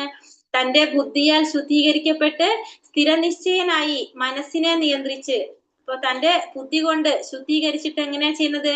സ്ഥിരമനസ്കനായിട്ട് സ്ഥിരനിശ്ചയത്തോടെ മനസ്സിനെ നിയന്ത്രിക്കാം. പിന്നെ ഭോഗ വിഷയങ്ങളെ ത്യജിക്കുക. നമ്മള് ആ ഭൗതികമായിട്ടുള്ള വിഷയങ്ങൾ മുഴുവനും ത്യജിച്ച് രാഗദ്വേഷങ്ങൾ തീണ്ടാതെ, നമുക്ക് രാഗദ്വേഷങ്ങളൊന്നും നമ്മളെ ബാധിക്കാതെ വിജനമായ സ്ഥലത്ത് താമസിച്ച് ഭക്ഷണം നന്നേ ചുരുക്കി, വിജനമായ സ്ഥലത്ത് താമസിച്ചിട്ട് എന്ത് ചെയ്യാ? ഭക്ഷണം നന്നേ ചുരുക്കി ശരീരം, മനസ്സ്, വാക്ക് ഇവയെ കീഴടക്കി നമ്മള് എന്ത് ചെയ്യണം? ശരീരത്തിനെയും മനസ്സിനെയും വാക്കിനെയും കീഴടക്കി ധ്യാനയോഗം അനുഷ്ഠിക്കുന്നയാൾ ധ്യാനയോഗത്തിലിരിക്കുക. വിരക്തനായും മിഥ്യാഹങ്കാരം, ബലത്തെക്കുറിച്ചുള്ള മതം, മിഥ്യാഭിമാനം, കാമം, ക്രോധം, ഭൗതിക ദ്രവ്യങ്ങളിലുള്ള ആഗ്രഹം എന്നീ ദോഷങ്ങൾ ഒഴിഞ്ഞും. പിന്നെ എന്തിനൊക്കെ മാറണം ദോഷങ്ങൾ? നമ്മൾ വിരക്തനായിരിക്കണം. മിഥ്യാഹങ്കാരം, മിഥ്യാഭിമാനം, കാമം, ക്രോധം, പിന്നെ ഭൗതിക വസ്തുക്കളിലുള്ള ആഗ്രഹങ്ങൾ ഇതൊക്കെ നമ്മൾ മാറ്റിയിട്ട് തെറ്റായ അതീശത്വ ബോധമില്ലാതെ, നമുക്ക് നമ്മളുടേതായിട്ടുള്ളതൊന്നുമില്ല ഈ ഭൗതിക ലോകത്ത്. എല്ലാതും ആരുടെയാണ്? ഭഗവാന്റെയാണ്, ഈശ്വരന്റേതാണ് എല്ലാതും. അപ്പൊ നമ്മളുടെ ഉടമസ്ഥാവകാശം ഒന്നും ഇല്ലാതെ, അതീശത്വ ബോധം ഒന്നും ഇല്ലാതെ ശാന്തനായി തീർന്നിട്ട് നിശ്ചയമായും എന്ത് സാധിക്കും? ആത്മസാക്ഷാത്കാരം നേടിയെടുക്കാനായിട്ട് സാധിക്കും. അപ്പൊ ആത്മസാക്ഷാത്കാരം നേടിയെടുക്കണമെങ്കിൽ എന്ത് വേണം? സ്ഥിരനിശ്ചയനായിട്ട് മനസ്സിനെ നിയന്ത്രിക്കണം. ഭോഗ വിഷയങ്ങളില് രാഗദ്വേഷങ്ങള് അതൊന്നും ബാധിക്കാതിരിക്കണം. വിജനമായ സ്ഥലത്ത് താമസിച്ച് ഭക്ഷണം ചുരുക്കണം. പിന്നെ അത് മാത്രമല്ല, വിരക്തനായിരിക്കണം, വിരക്തി ഉണ്ടാകണം. പിന്നെ മിഥ്യാഭിമാനം, കാമം, ക്രോധം, ഭൗതികമായിട്ടുള്ള ദ്രവ്യങ്ങളിലുള്ള ആഗ്രഹങ്ങള് ഇതൊക്കെ മാറ്റിയിട്ട് ശാന്തനായിട്ട് നമുക്ക് എന്ത് സാധിക്കും? പിന്നെ ഉടമസ്ഥാവകാശ ബോധം ഇല്ലാതെ അതൊന്നുമില്ല നമുക്ക് ആത്മസാക്ഷാത്കാരം നേടിയെടുക്കാനായിട്ട് സാധിക്കും. അങ്ങനെ നമുക്ക് എന്ത് ചെയ്യാൻ സാധിക്കുകയാണ്? പതുക്കെ പതുക്കെ നമുക്ക് ആത്മസാക്ഷാത്കാരത്തിലേക്ക് ഉയരാനായിട്ട് സാധിക്കും. ബ്രഹ്മഭൂത പ്രസന്നാത്മാ നാശോചതി ന കാംക്ഷതി സമാ സർവേഷു ഭൂതേഷു മദ്ഭക്തിം ലഭതേ പരാം. ഈ ആധ്യാത്മിക അവസ്ഥയിൽ എത്തിച്ചേർന്നവൻ പരബ്രഹ്മ സാക്ഷാത്കാരം സിദ്ധിച്ച് പരമാനന്ദം അനുഭവിക്കുന്നു. അപ്പൊ ഈ ആത്മസാക്ഷാത്കാരത്തിൽ എത്തിച്ചേർന്നാല് അല്ലെങ്കിൽ ഈ പറഞ്ഞ അവസ്ഥയിലെത്താം, ബ്രഹ്മഭൂത അവസ്ഥയിൽ എത്തിക്കഴിഞ്ഞാല് ആ ചേർന്ന വ്യക്തിക്ക് എന്താണ്? ആധ്യാത്മിക അവസ്ഥയിൽ എത്തിച്ചേർന്ന ഒരു വ്യക്തിക്ക് പരബ്രഹ്മ സാക്ഷാത്കാരം സിദ്ധിച്ച് പരമാനന്ദം അനുഭവിക്കാനായിട്ട് സാധിക്കും. അയാൾക്ക് എന്തുണ്ടാവില്ല? ആഗ്രഹങ്ങൾ ഉണ്ടാവില്ല, ദുഃഖങ്ങൾ ഉണ്ടാവില്ല, സുഖങ്ങൾ എല്ലാതും ഒരേപോലെ ആയിരിക്കും. സമഭാവനയോടെയാണ് അയാൾ കാണുന്നത്. ആ നിലയിൽ അയാൾ വിശുദ്ധ ഭക്തിയുടെ എന്റെ സേവനത്തിൽ മുഴുകുന്നു. അപ്പോ എല്ലാറ്റിനെയും സമഭാവനയോടെ കാണാനായിട്ട് ആ വ്യക്തിക്ക് സാധിക്കും. അയാള് പരമാനന്ദം അനുഭവിക്കുകയാണ്. അയാൾക്ക് ആഗ്രഹങ്ങളില്ല, ദുഃഖങ്ങളില്ല, എല്ലാറ്റിനെയും സമഭാവനയോടെ കാണാനായിട്ട് സാധിക്കും. എങ്ങനെയുള്ള വ്യക്തി? പരമസാക്ഷാത്കാരം സിദ്ധിച്ച് ആ പരമാനന്ദം അനുഭവിക്കുന്ന വ്യക്തിക്ക്. അങ്ങനെയുള്ള ഒരു അവസ്ഥയിൽ എത്തിക്കഴിഞ്ഞാൽ എല്ലാറ്റിനെയും ഒരേപോലെ കാണാനായിട്ടും എല്ലാവരിലും ഭഗവാൻ കുടികൊള്ളുന്നതായിട്ടും കാണാനായിട്ട് ആ ഒരു വ്യക്തിക്ക് സാധിക്കും. ഭക്ത്യാ മാമാഭിജാനാതി യാവാൻ യച്ഛാസ്മി തത്വതഃ തതോ മാം തത്വതോ ജ്ഞാതോ വിശതേ തദനന്തരം. ഭക്തിയുടെ സേവനം കൊണ്ട് മാത്രമേ ഞാനാണ് പരമദിവ്യോത്തമ പുരുഷനെന്ന സത്യം അറിയാൻ കഴിയൂ. ആ ഭക്തി കൊണ്ട് തന്നെ എന്നെ കുറിച്ച് പൂർണ്ണബോധം നേടുമ്പോൾ അയാൾക്ക് ദൈവ സാമ്രാജ്യത്തിൽ പ്രവേശിക്കാൻ കഴിയും. അപ്പൊ ഭഗവാനെ കുറിച്ച് അറിയണമെങ്കിൽ, ഭഗവാൻ ആരാണെന്നുള്ള സത്യം മനസ്സിലാക്കണമെങ്കിൽ എന്തുകൊണ്ട് മാത്രമേ സാധിക്കുള്ളൂ? ഭക്തിയുടെ സേവനം കൊണ്ട് മാത്രമേ സാധിക്കുള്ളൂ. ഭക്തി ഇല്ലാതെ, ഭക്തിയുടെ സേവനം ചെയ്യാതെ ഭഗവാനെ കുറിച്ച് അറിയാനായിട്ട് നമുക്ക് സാധിക്കില്ല. ആ ഭക്തി കൊണ്ട് മാത്രമേ ഭഗവാനെ കുറിച്ചുള്ള പൂർണ്ണ ബോധം നേടാൻ നമുക്ക് സാധിക്കുള്ളൂ. ദൈവ സാമ്രാജ്യത്തിലേക്ക് പ്രവേശിക്കാനായിട്ട് സാധിക്കുള്ളൂ. അപ്പോ ഭഗവാന്റെ ലോകത്തിലേക്ക്, ഭക്തിയുടെ സേവനത്തിലേക്ക് പ്രവേശിക്കാനുള്ള ഒരു ടിക്കറ്റ് എന്താണ്? ഭക്തി. ആ ഭക്തി ഉണ്ടെങ്കിൽ മാത്രമേ നമുക്ക് എവിടേക്ക് കടക്കാൻ സാധിക്കുള്ളൂ? ഭഗവാന്റെ ലോകത്തിലേക്ക്. ഏതാണ് ഭഗവാന്റെ ലോകം? ഗോലോക വൃന്ദാവനം. അവിടേക്ക് കടക്കണമെങ്കിൽ നമുക്ക് വേണ്ട ടിക്കറ്റ് ഭക്തിയാണ്. ഭക്തി ഉണ്ടെങ്കിൽ മാത്രമേ നമുക്ക് ഭഗവാന്റെ ലോകത്തിലേക്ക് പോകാനായിട്ട് സാധിക്കുള്ളൂ. ഭക്തി ഇല്ലാതെ ഭഗവാനെ കുറിച്ച് അറിയാനായിട്ട് സാധിക്കില്ല. സർവകർമാണ്യാപി സദാ കുർവാണോ മത്വ്യപാശ്രയഃ മത്പ്രസാദാദവാപ്നോതി ശാശ്വതം പദമവ്യയം. ഏതുതരം പ്രവർത്തികളിൽ ഏർപ്പെട്ടിരുന്നാലും എന്നെ മാത്രം ആശ്രയിക്കുന്ന എന്റെ ഭക്തൻ എന്റെ കാരുണ്യത്താലും സംരക്ഷണത്താലും അനശ്വരവും ശാശ്വതവുമായ എന്റെ ധാമം പ്രാപിക്കും. അപ്പൊ ഏതരത്തിലുള്ള പ്രവർത്തനത്തിൽ ഏർപ്പെട്ടുകൊണ്ടിരുന്നാലും ശരി, ഭഗവാനെ മാത്രം ആശ്രയിക്കുന്ന ഭക്തൻ, ഭഗവാന്റെ കാരുണ്യം കൊണ്ടും സംരക്ഷണം കൊണ്ടും എന്താണ്? ഭഗവാന്റെ ധാമം പ്രാപിക്കാനായിട്ട് സാധിക്കും. അപ്പൊ എത്തരത്തിലുള്ള പ്രവർത്തികളിൽ ഏർപ്പെട്ടിരുന്നാലും ശരി, ഭഗവാനെ മാത്രം ആശ്രയിച്ചിരിക്കുന്ന ഭഗവാന്റെ ഭക്തന്മാര്, ഭഗവാന്റെ വിശുദ്ധ ഭക്തന്മാര് എപ്പോഴും ആരുടെ കാരുണ്യം ഉണ്ടാവും? ഭഗവാന്റെ കാരുണ്യം ഉണ്ടാവും. ഭഗവാൻ പറയുന്നുണ്ടല്ലേ, ആ ഭക്തർ ഒരിക്കലും എന്നിൽ നിന്നും വേർപെട്ടു പോകുന്നില്ല, ഞാൻ അവരിൽ നിന്നും വേർപെടുന്നില്ല. അപ്പൊ അങ്ങനെയുള്ള ഭക്തൻ എപ്പോഴും ഭഗവാന്റെ കാരുണ്യം ഉണ്ടാവും, ഭഗവാന്റെ സംരക്ഷണം ഉണ്ടാവും. അങ്ങനെയുള്ളവർക്ക് എപ്പോഴും എന്ത് ചെയ്യാൻ സാധിക്കും? ഭഗവാനെ പ്രാപിക്കാനായിട്ട് സാധിക്കും. ചേതസാ സർവകർമാണി മയി സന്യസ്യ മത്പരഃ ബുദ്ധിയോഗമുപാശ്രിത്യ മച്ചിത്ത സതതം ഭവ. സകല കർമ്മങ്ങളിലും എന്നെ ആശ്രയിക്കൂ, എന്നിട്ട് എന്റെ സംരക്ഷണത്തിൽ സദാ പ്രവർത്തിക്കുക. അങ്ങനെയുള്ള ഭക്തിയുടെ സേവനത്തിൽ എന്നെ പറ്റിയുള്ള പൂർണ്ണമായ ബോധം ഉണ്ടായിരിക്കണം. അപ്പൊ സകല കർമ്മങ്ങളിലും എന്ത് ചെയ്യണം? ചെയ്യുന്ന എല്ലാ പ്രവർത്തികളിലും ഭഗവാനെ ആശ്രയിക്കണം. നമ്മൾ പറഞ്ഞല്ലേ, എന്താ പറയണത്? എപ്പോഴും ഭഗവാനെ കുറിച്ച് മാത്രം ചിന്തിച്ചുകൊണ്ടിരിക്കുക. ചെയ്യുന്ന എല്ലാ പ്രവർത്തികളും ഭഗവാനെ ചിന്തിച്ചുകൊണ്ട് ചെയ്യണം, ഭഗവാനായിട്ട് അർപ്പിച്ചുകൊണ്ട് ചെയ്യണം നമ്മൾ പറഞ്ഞു. അപ്പൊ അത് തന്നെ ഇവിടെ പറയാണ്, എല്ലാ കർമ്മങ്ങളിലും ഭഗവാനെ ആശ്രയിക്കുക, എല്ലാത്തിലും ഭഗവാന്റെ സംരക്ഷണത്തില് പ്രവർത്തിക്കുക. അങ്ങനെ ഭക്തിയുടെ സേവനത്തിൽ എന്നെ പറ്റിയുള്ള പൂർണ്ണമായ ബോധം ഉണ്ടായിരിക്കുക. അപ്പൊ ചെയ്യുന്ന എല്ലാ പ്രവർത്തികളും ഭഗവാനെ കുറിച്ച് ചിന്തിച്ചുകൊണ്ട് പ്രവർത്തിക്കുക. അതുപോലെ തന്നെ എല്ലാ കർമ്മങ്ങളും ഭഗവാനെ ആശ്രയിച്ചുകൊണ്ട് ചെയ്യുക.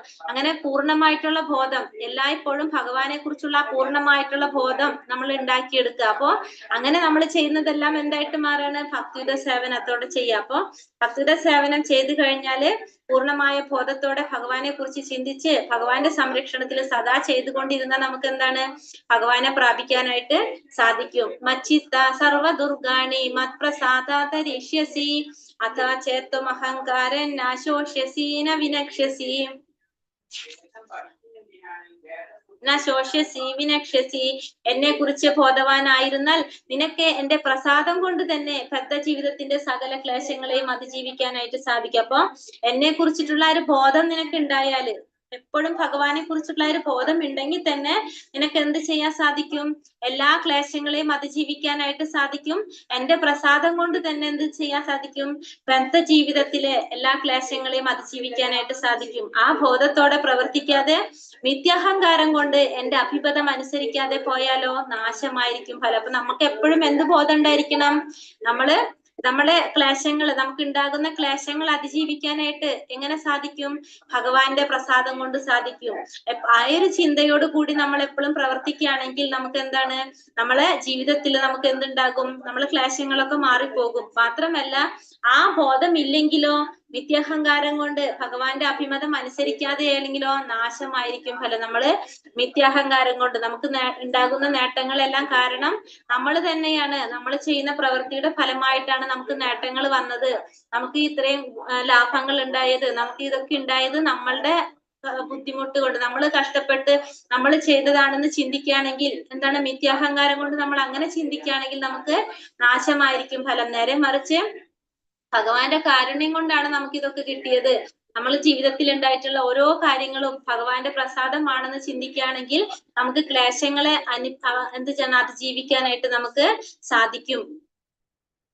യദഹങ്കാരമാശ്രിത്യ നായോത്സ്യ ഇതി മന്യസേ മിഥ്യേഷ്യ വ്യവസായസ്തേ പ്രകൃതിം സ്വാം നിയോഷ്യതി.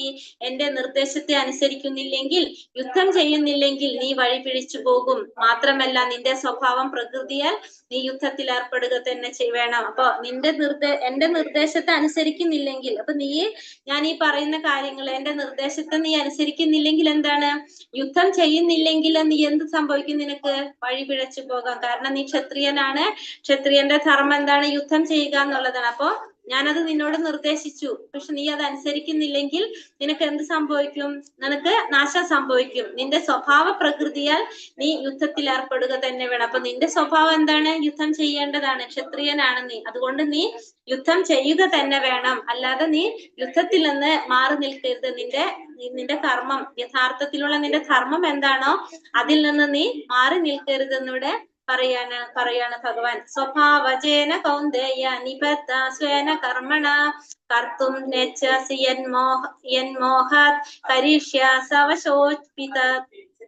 അല്ലയോ പാർത്ഥ, വ്യാമോഹം കൊണ്ട് നീ ഇപ്പോൾ എന്റെ ആജ്ഞ നിറവേറ്റാൻ മടിക്കുന്നു. എന്നാൽ സ്വാഭാവികമായ കർമ്മത്തിന്റെ പ്രേരണയ്ക്ക് വഴങ്ങി അനിഷ്ടമായി തോന്നുന്ന അതേ കർമ്മം നിനക്ക് ചെയ്യേണ്ടതായിട്ട് വരും. അപ്പൊ നീ എന്താണ്, ഞാൻ ഈ പറയുന്ന കാര്യം എന്താണ്? അർജുനന്റെ ജോലി എന്താണ്? യുദ്ധം ചെയ്യുക എന്നുള്ളതാണ്. അർജുനനോട് പറയാണ്, വ്യാമോഹം കൊണ്ട് നീ എന്ത് ചെയ്യാണ്? ഞാൻ പറയുന്നത് അനുസരിക്കാനായിട്ട് നിനക്ക് എന്ത് വരാണ്? മടി വരാണ് അല്ലെ? നിനക്ക് മടിക്കാണ്. എന്നാൽ സ്വാഭാവികമായിട്ടുള്ള കർമ്മത്തിന്റെ പ്രേരണ, കാരണം നിന്റെ കർമ്മം എന്താണ്? യുദ്ധം ചെയ്യുക എന്നുള്ളതാണ്. ആ കർമ്മത്തിന്റെ പ്രേരണയ്ക്ക് വഴങ്ങിയിട്ട് അനിഷ്ടമായി തോന്നുന്ന അതേ കർമ്മം നിനക്ക് ചെയ്യേണ്ടതായിട്ട് വരും. കാരണം നിന്റെ കർമ്മം യുദ്ധം ചെയ്യുക എന്നുള്ളതാണ്. അപ്പൊ അതുകൊണ്ട് നിനക്കത് ഇഷ്ടമില്ലെങ്കിൽ പോലും നിന്റെ ആ സ്വഭാവത്തിനനുസരിച്ചുള്ള കർമ്മം നിനക്ക് ചെയ്യേണ്ടതായിട്ട് വരുമെന്നിവിടെ പറയാണ്. കാരണം അർജുനൻ ക്ഷത്രിയനാണ്. ക്ഷത്രിയന്റെ ധർമ്മം യുദ്ധം ചെയ്യുക എന്നുള്ളതാണ്. അപ്പൊ അത് ഇഷ്ടമില്ലെങ്കിലും അർജുനൻ അത് ചെയ്യേണ്ടതായിട്ട് വരും. ഈശ്വര സർവഭൂതാനാം ഹൃദയേ അർജുന തിഷ്ഠതി ഭ്രാമയൻ സർവഭൂതാനി യന്ത്രാരൂഢാനി മായയ. അർജുന, പരമപുരുഷൻ എല്ലാവരുടെയും ഹൃദയത്തിൽ കുടികൊള്ളുകയും ഭൗതിക ശക്തിയാൽ നിർമ്മിതമായ യന്ത്രത്തിൽ എന്ന പോലെ സ്ഥിതി ചെയ്യുന്ന ജീവാത്മാക്കളുടെ ഭ്രമണത്തെ നിയന്ത്രിക്കുകയും ചെയ്യുന്നു. അപ്പൊ അർജുനനോട് പറയാണ്, പരമപുരുഷൻ ഭഗവാൻ, പരമാത്മാവായിട്ടുള്ള ഭഗവാൻ എന്താണ്? എല്ലാവരുടെ ഹൃദയത്തിലും പരമാത്മാ രൂപത്തിൽ ഭഗവാൻ ഇരുന്നു കൊണ്ട് ഭഗവാൻ എന്താ ചെയ്യുന്നത്? എല്ലാവരെയും നിയന്ത്രിക്കുകയാണ് ചെയ്യുന്നത്. എങ്ങനെ? ഭൗതിക ശക്തിയാൽ നിർമ്മിതമായ യന്ത്രത്തിൽ എന്ന പോലെ സ്ഥിതി ചെയ്യുന്ന ജീവാത്മാക്കളുടെ ഭ്രമണത്തെ നിയന്ത്രിക്കുന്ന, ജീവാത്മാക്കളുടെ എല്ലാ തരത്തിലുള്ള ഭ്രമണത്തെയും ഭഗവാൻ ഇവിടെ എന്ത് ചെയ്യാണ്? നിയന്ത്രിക്കുകയാണ്. അപ്പൊ പരമാത്മാ രൂപത്തിൽ ഭഗവാൻ എല്ലാവരുടെ ഹൃദയത്തിലും കുടികൊള്ളുകൊണ്ട് ഭഗവാൻ എന്ത് ചെയ്യാണ്? അവരുടെയൊക്കെ ഭ്രമണത്തെ, ജീവാത്മാക്കളെ നിയന്ത്രിക്കുകയാണ് ചെയ്യുന്നത് ഇവിടെ. തമേവ ശരണം ഗച്ഛ സർവഭാവേന ഭാരത തത്പ്രസാദാത് പരാം ശാന്തി സ്ഥാനം പ്രാപ്സ്യസി ശാശ്വതം. ഹേ ഭാരത, ആ പരമപുരുഷനെ ആത്മാർപ്പണം ചെയ്യൂ. അവിടുത്തെ പ്രസാദം കൊണ്ട് നീ പരമമായ ശാന്തി നേടും, ശാശ്വതമായ പരമപദം പ്രാപിക്കും. അപ്പൊ ഭഗവാൻ പറയാണ് അർജുനനോട് ഭാരത എന്നാ വിളിക്കുന്നത് അല്ലെ. അപ്പൊ പറയാണ് നീ എന്ത് ചെയ്യണം? ആ പരമപുരുഷനെ നീ എന്ത് ചെയ്യണം? ആത്മാർപ്പണം ചെയ്യാനാ പറയണത്. സ്വന്തമായിട്ട് സ്വാർപ്പണം ചെയ്യുകയുള്ളൂ. അവിടുത്തെ പ്രസാദം കൊണ്ട് നീ എന്ത് ചെയ്യാൻ സാധിക്കും? നിനക്ക് പരമമായ ശാന്തി നേടാൻ സാധിക്കും, പരമപദം പ്രാപിക്കാനായിട്ട് സാധിക്കും. കാരണം ഭഗവാന് സമർപ്പണം ചെയ്തു കഴിഞ്ഞാൽ ഭഗവാന്റെ പ്രസാദം കൊണ്ട് നിനക്ക് പരമമായ ശാന്തി നേടാനും നിനക്ക് ശാശ്വതമായിട്ടുള്ള ആ പരമപദം പ്രാപിക്കാനായിട്ടും സാധിക്കുമെന്നിവിടെ ഭഗവാൻ പറഞ്ഞു. അതുകൊണ്ട് നീ എന്ത് ചെയ്യണം? നീ ഭഗവാന് അർപ്പണം ചെയ്യാനായിട്ട്, സ്വാത്മാർപ്പണം ചെയ്യാനായിട്ട്, സ്വയം ഭഗവാന് സമർപ്പിക്കാനായിട്ട്. ഇതാണ് ഇവിടെ പറയുന്നത്. ഭഗവാൻ പറയാണല്ലേ, മനസ്സും ശരീരവും ആത്മാവും എല്ലാം ഭഗവാന് സമർപ്പിക്കുക. അപ്പൊ നിനക്ക് എന്ത് സാധിക്കും? ഭഗവാന്റെ പ്രസാദം കൊണ്ട് ശാന്തി നേടി പരമപദം പ്രാപിക്കാനായിട്ട് സാധിക്കുമെന്നിവിടെ ഭഗവാൻ പറയാണ്. ഇതി തേ ജ്ഞാനമാഖ്യാതം ഗുഹ്യാത് ഗുഹ്യതരം മയാ വിമൃശൈതദശേഷേണ യഥാചസി തഥാ കുരു. ഇപ്രകാരം അതിരഹസ്യമായ ജ്ഞാനമാണ് ഞാൻ നിനക്ക് വിവരിച്ചു തന്നത്. ഇനി സമഗ്രമായി ആലോചിച്ചതിന് ശേഷം ഹിതമെന്ന് തോന്നുന്നതെന്തോ അത് ചെയ്യാം. ഇപ്രകാരം നിനക്ക് ഞാൻ വിവരിച്ചു തന്നത് എന്താണ്? അതിരഹസ്യമായിട്ടുള്ള ജ്ഞാനമാണ് ഞാൻ നിനക്ക് വിവരിച്ചു തന്നത്. അപ്പോ ഇത്രയും കാര്യങ്ങൾ ഞാൻ നിനക്ക് പറഞ്ഞു തന്നു. ഇനി നീ എന്ത് ചെയ്യണം? നിനക്ക് ശരിയെന്ന് തോന്നുന്നത് എന്തോ സമഗ്രമായി ആലോചിച്ച് നിനക്ക് ശരിയെന്ന് തോന്നുന്നത് എന്താണോ അത് ചെയ്യാൻ. യഥാചസി തഥാ കുരു എന്നാ പറയണത്. അതായത് ഏതാണോ നിനക്ക് ശരിയെന്ന് തോന്നുന്നത് അത് നിനക്ക് ചെയ്യാം. നിനക്ക് എല്ലാ കാര്യങ്ങളും കാര്യകാരണ സഹിതം ഞാനിപ്പോ എല്ലാം പറഞ്ഞു തന്നു. അപ്പൊ ആ രഹസ്യമായ ജ്ഞാനം നിനക്ക് പറഞ്ഞു തന്നു. ഇനി നീ എന്ത് ചെയ്യുക? നിനക്ക് ഹിതമെന്ന് തോന്നുന്നത് എന്തോ അത് നീ ചെയ്യുക എന്നിവിടെ പറയാണ് ഭഗവാൻ. സർവഗുഹ്യതമം ഭൂയ ശൃണു മേ പരമം വചഃ ഇഷ്ടോസി മേ ദൃഢമിതി തതോ വക്ഷ്യാമി തേ ഹിതം. എനിക്ക് എത്രയും പ്രിയപ്പെട്ട സുഹൃത്തായതിനാലാണ് പരമഗുഹ്യമായ ഈ ജ്ഞാനം, സർവോത്തമമായ ഈ ഉപദേശം നിനക്ക് നൽകുന്നത്. ഇനിയും കേൾക്കൂ, നിന്റെ നന്മയ്ക്ക് വേണ്ടിയാണ്. അപ്പൊ നീ എന്റെ പ്രിയപ്പെട്ട അതുകൊണ്ട് മാത്രമാണ് നിനക്ക് ഞാൻ എന്ത് പറഞ്ഞു തന്നത്? ഈ പരമമായ ഗുഹ്യമായിട്ടുള്ള ഈ ജ്ഞാനം, സർവോത്തമമായിട്ടുള്ള ഈ ശാസ്ത്രം നിനക്ക് ഞാൻ ഉപദേശിച്ചു തരുന്നത്. കാരണം അത് നിന്റെ നന്മയ്ക്ക് വേണ്ടിയിട്ട്, നിന്റെ മേന്മയ്ക്ക് വേണ്ടിയിട്ടാണ് ഞാൻ നിനക്ക് ഇതെല്ലാം പറഞ്ഞു തന്നത്. നീ അത് കേൾക്കൂ എന്നാണ് ഇവിടെ ഭഗവാൻ പറയുന്നത് അർജുനനോട്. മന്മനാഭവ മദ്ഭക്ത മത്യാജീമാ നമസ്കുരു മാമേ വൈഷ്യസി സത്യം തേ പ്രതിജാനേ പ്രിയോസിമേ. എപ്പോഴും എന്നെ ഓർക്കുക, എന്റെ ഭക്തനാവുക, എന്നെ ആരാധിക്കുകയും പ്രണമിക്കുകയും ചെയ്യുക. ഇങ്ങനെ ചെയ്തു പോന്നാൽ നിശ്ചയമായും നിനക്ക് എന്നെ പ്രാപിക്കാം. ഞാൻ തീർത്തു പറയുന്നു, എന്തെന്നാൽ എനിക്ക് ഏറ്റവും പ്രിയപ്പെട്ടവനാണ് നീ. അപ്പോ അർജുനനോട് പറയാണ്, എന്തുകൊണ്ടാണ്? എന്നെ എപ്പോഴും ഓർക്കണം, എന്റെ ഭക്തനാവണം, എന്നെ ആരാധിക്കുകയും പ്രണമിക്കുകയും ചെയ്യണം. അങ്ങനെ ചെയ്തു പോന്നു കഴിഞ്ഞാൽ നിനക്ക് തീർച്ചയായിട്ടും എന്ത് ചെയ്യാൻ സാധിക്കും? നിനക്ക് എന്നെ പ്രാപിക്കാനായിട്ട് സാധിക്കും. കാരണം എന്താണ്? നീ എനിക്ക് ഏറ്റവും പ്രിയപ്പെട്ടവനാണ്. അപ്പൊ എനിക്ക് പ്രിയപ്പെട്ടവനാണ് നീ എന്നിവിടെ ഭഗവാൻ പറയണം. മന്മനാഭവ മദ്ഭക്ത മത്യാജീമാ നമസ്കുരു മാമൈ വൈഷ്യസി സത്യം തേ പ്രതിജാനേ പ്രിയോസിമ. അപ്പൊ എപ്പോഴും എന്നെ ഓർക്കണം, എന്റെ ഭക്തനാകണം, എന്നെ ആരാധിക്കുകയും പ്രണമിക്കുകയും ചെയ്യണം. അങ്ങനെ ചെയ്തു പോന്നു കഴിഞ്ഞാല് നിശ്ചയമായിട്ടും നിനക്ക് എന്നെ പ്രാപിക്കാനായിട്ട്. കാരണം ഞാൻ തീർത്ത് പറയുന്നത് എന്തെന്നാൽ എനിക്ക് ഏറ്റവും പ്രിയപ്പെട്ടവനാണ് നീ എന്ന് ഇവിടെ തീർത്ത് പറഞ്ഞവരാണ് ഭഗവാൻ ഏറ്റവും പ്രിയപ്പെട്ടവനാണ് ആര്? അർജുനൻ എന്ന്. ഹരേ കൃഷ്ണ. ആരെങ്കിലും എന്തെങ്കിലും പറഞ്ഞോ? സർവധർമാൻ പരിത്യജ്യ മാമേകം ശരണം വ്രജ അഹം ത്വാം സർവപാപേഭ്യോ മോക്ഷയിഷ്യാമി മാം ശുചഃ. സർവധർമ്മങ്ങളെയും പരിത്യജിച്ച് എന്നിൽ ശരണം തേടുക, ഞാൻ നിന്നെ സകല പാപ പ്രതികരണങ്ങളിൽ നിന്നും മോചിപ്പിക്കും, ഭയപ്പെടേണ്ട. ഭഗവാൻ എന്താ പറയണത്?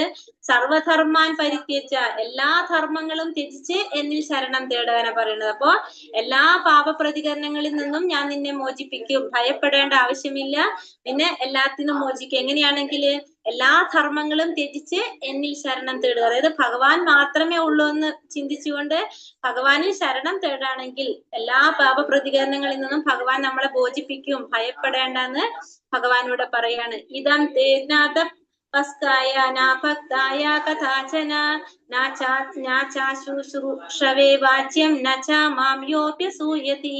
തപസ്സോ ഭക്തിയോ ഇല്ലാത്തവർക്കും ഭക്തി സേവന കർമ്മത്തിൽ ഏർപ്പെടാത്തവർക്കും എന്നോട് അസൂയുള്ളവർക്കും രഹസ്യമായി ജ്ഞാനം ഉപദേശിക്കരുത്. പിന്നെ ആർക്കൊന്നും ഇത് ഉപദേശിക്കാൻ പാടില്ല? തപസ് ഭക്തി ഇല്ലാത്തവർക്ക്. അത് തപസ് എന്ന് പറഞ്ഞാല് നമ്മള് പറഞ്ഞില്ലേ, ശാരീരികമായിട്ടുള്ള തപസ്, വാഗ്മയ തപസ്, മാനസിക തപസ്സൊക്കെ പറഞ്ഞു നമ്മള്. അത്തരത്തിലുള്ള ആ ഒരു രീതിയിലല്ലാത്തവർക്ക്, പിന്നെ ഭക്തി ഇല്ലാത്തവർക്കൊന്നും, എന്ത് ഭക്തി സേവനത്തിൽ ഏർപ്പെടാത്തവർക്ക്, ഭഗവാനോട് അസൂയുള്ളവർക്കൊന്നും എന്ത് ചെയ്യാൻ പാടില്ല? ഈ രഹസ്യമായിട്ടുള്ള ജ്ഞാനം ഉപദേശിക്കാനായിട്ട് പാടില്ല. അപ്പൊ ആർക്കൊന്നും ഉപദേശിക്കരുത്? തപസ്സില്ലാത്തവർക്ക്, ഭക്തി ഇല്ലാത്തവർക്ക്, ഭക്തി സേവനത്തില്, ശുദ്ധ ഭക്തിയുടെ സേവനത്തിൽ ഏർപ്പെടാൻ താല്പര്യമില്ലാത്തവർക്ക്, ഭഗവാനോട് അസൂയുള്ളവർക്ക് ഒന്നും എന്ത് ചെയ്യാൻ പാടില്ല? ഈ രഹസ്യമായ ജ്ഞാനം ഉപദേശിക്കാനായിട്ട് നമ്മള് പാടില്ല. യാ ഇദം പരമം ഗുഹ്യം മദ്ഭക്തേഷീഭിധാസ്യതി ഭക്തിമയീം പരാം കൃത്വാ മാമേ വൈശ്യത്യ സംശയഃ. പരമരഹസ്യമായ ഈ ജ്ഞാനത്തെ എന്റെ ഭക്തന്മാർക്ക് ഉപദേശിക്കുന്നവൻ ശുദ്ധ ഭക്തിയുടെ സേവനം സുനിശ്ചിതമാണ്, അവസാനമായാൽ എന്നിലേക്ക് തിരിച്ചെത്തുകയും ചെയ്യും. അപ്പൊ ഭഗവാന്റെ ഈ രഹസ്യമായ ജ്ഞാനം, ഭഗവാന്റെ ഈ രഹസ്യമായ ജ്ഞാനത്തെ കുറിച്ച് ഭഗവാന്റെ ഭക്തന്മാർക്ക് ഉപദേശിക്കുന്നവൻ എങ്ങനെയാണ്? ഭക്തിയുടെ സേവനം സുനിശ്ചിതമാണ്. അപ്പൊ ആ വ്യക്തി ഭക്തിയുടെ സേവനം ചെയ്യുന്ന ഒരു വ്യക്തിയാണ്. ഭഗവാനെ കുറിച്ച് ഈ പരമമായ രഹസ്യമായ ജ്ഞാനം ഭക്തന്മാർക്ക് ഉപദേശിക്കുന്നവൻ ആയ വ്യക്തി അവസാനം ഭഗവാനിലേക്ക് തിരിച്ചെത്തും എന്നുള്ളതിന് യാതൊരു സംശയവുമില്ല. തസ്മാൻ മനുഷ്യേഷു കശ്ചിൻ മേ പ്രിയ കൃത്തമഃ ഭവിതാന ച മേ തസ്മാത്യൻ പ്രിയതരോ ഭുവിയും. അങ്ങനെയുള്ള ഒരു ഭൃത്യനേക്കാൾ എനിക്ക് പ്രിയങ്കരനായിട്ട് ഈ ലോകത്തിൽ മറ്റൊരാളില്ല, ഇനി ഒരിക്കലും ഉണ്ടാവുകയില്ല. അപ്പൊ ഭഗവാൻ ഏറ്റവും പ്രിയപ്പെട്ട ഭക്തനാണ് എന്ത്? നമ്മൾ ഈ പറഞ്ഞല്ലേ, നച്ച തസ്മാൻ മനുഷ്യേഷു കശ്ചിൻ മേ പ്രിയ കൃത്തമഃ ഭവിതാ നച മേ തസ്മാത്യൻ തസ്മാത് അന്യ പ്രിയതരോ ഭുവി. എന്താ പറഞ്ഞ, അങ്ങനെയുള്ള ഒരു ഭൃത്യനേക്കാൾ എനിക്ക് പ്രിയങ്കരനായിട്ട് ഈ ലോകത്തിൽ മറ്റൊരാളില്ല, ഇനി ഒരിക്കലും ഉണ്ടാവില്ല. അപ്പൊ ഭഗവാൻ ഏറ്റവും പ്രിയപ്പെട്ട ഭക്തൻ എന്ന് പറയുന്നത് ഏതാണ്? ഈ പരമ രഹസ്യമായുള്ള ഭഗവാന്റെ ജ്ഞാനം ഭഗവാന്റെ ഭക്തന്മാർക്ക് ഉപദേശിച്ചു കൊടുക്കുന്നവനാണ്. അതായത് ഭക്തിയെ കുറിച്ച്, ഭഗവാനെ കുറിച്ച് ഭക്തന്മാർക്ക് പറഞ്ഞു മനസ്സിലാക്കി കൊടുക്കുന്നവനാണ് ഭഗവാൻ ഏറ്റവും പ്രിയപ്പെട്ടവൻ. ആ ഭക്തൻ എപ്പോഴും ഭഗവാന്റെ അടുത്തേക്ക് എന്തായാലും തിരിച്ചെത്തും എന്നുള്ളതിന് യാതൊരു സംശയവും ഇല്ല എന്നുള്ളത് ഭഗവാനോട് പറയാണ്. പക്ഷെ അസൂയുള്ളവർക്കും ഭഗവാനെ കുറിച്ച് അറിയാൻ താല്പര്യമില്ലാത്തവർക്ക്, പിന്നെന്താണ് തപസ്, ഭക്തി, ഇതൊന്നും ഇല്ലാത്തവർക്ക് എന്ത് ചെയ്യാൻ പാടില്ല? അങ്ങനെയുള്ളവർക്ക് ആർക്കും ഇത് നമ്മള് പറഞ്ഞു കൊടുക്കാൻ പാടില്ല എന്നും ഭഗവാൻ പറയുന്നുണ്ട്. ആദിക്ഷേതേചയാ ഇമം ധർമ്മ്യം സംവാദമാവയോ ജ്ഞാനയജ്ഞേന തേനാഹം ഇഷ്ടസ്യാമീതി മേ മതിഃ. നമ്മൾ തമ്മിൽ നടത്തുന്ന പരിപാവനമായ ഈ സംഭാഷണം പഠിച്ചറിയുന്നവർ ബുദ്ധി കൊണ്ട് എന്നെ ആരാധിക്കുകയാണ് ചെയ്യുന്നതെന്ന് ഞാൻ പ്രഖ്യാപിക്കുന്നു. ഇനി ഭഗവാൻ എന്താ പറയുന്നത്? ഭഗവാനും അർജുനനും തമ്മിലുള്ള ഈ പാവനമായിട്ടുള്ള സംഭാഷണം പഠിച്ചറിയുന്നവര് അവരെന്താ ചെയ്യുന്നത്? ബുദ്ധി കൊണ്ട് ഭഗവാനെ ആരാധിക്കുകയാണ് ചെയ്യുന്നതെന്നും ഭഗവാനോട് പറയണം. അപ്പൊ ഭഗവാനും അർജുനനും തമ്മിലുള്ള ഈ സംഭാഷണം പഠിക്കുന്നവര് ബുദ്ധി കൊണ്ട് ഭഗവാനെ ആരാധിക്കുകയാണ് ചെയ്യുന്നതെന്നും ഭഗവാനോട് പ്രഖ്യാപിക്കുകയാണ്. ശ്രദ്ധാവാനാനസൂയശ്ച ശൃണുയാതപി യോ നരഃ സോപി മുക്ത ശുഭാം ലോകാൻ പ്രാപ്നുയാത് പുണ്യകർമ്മണാം.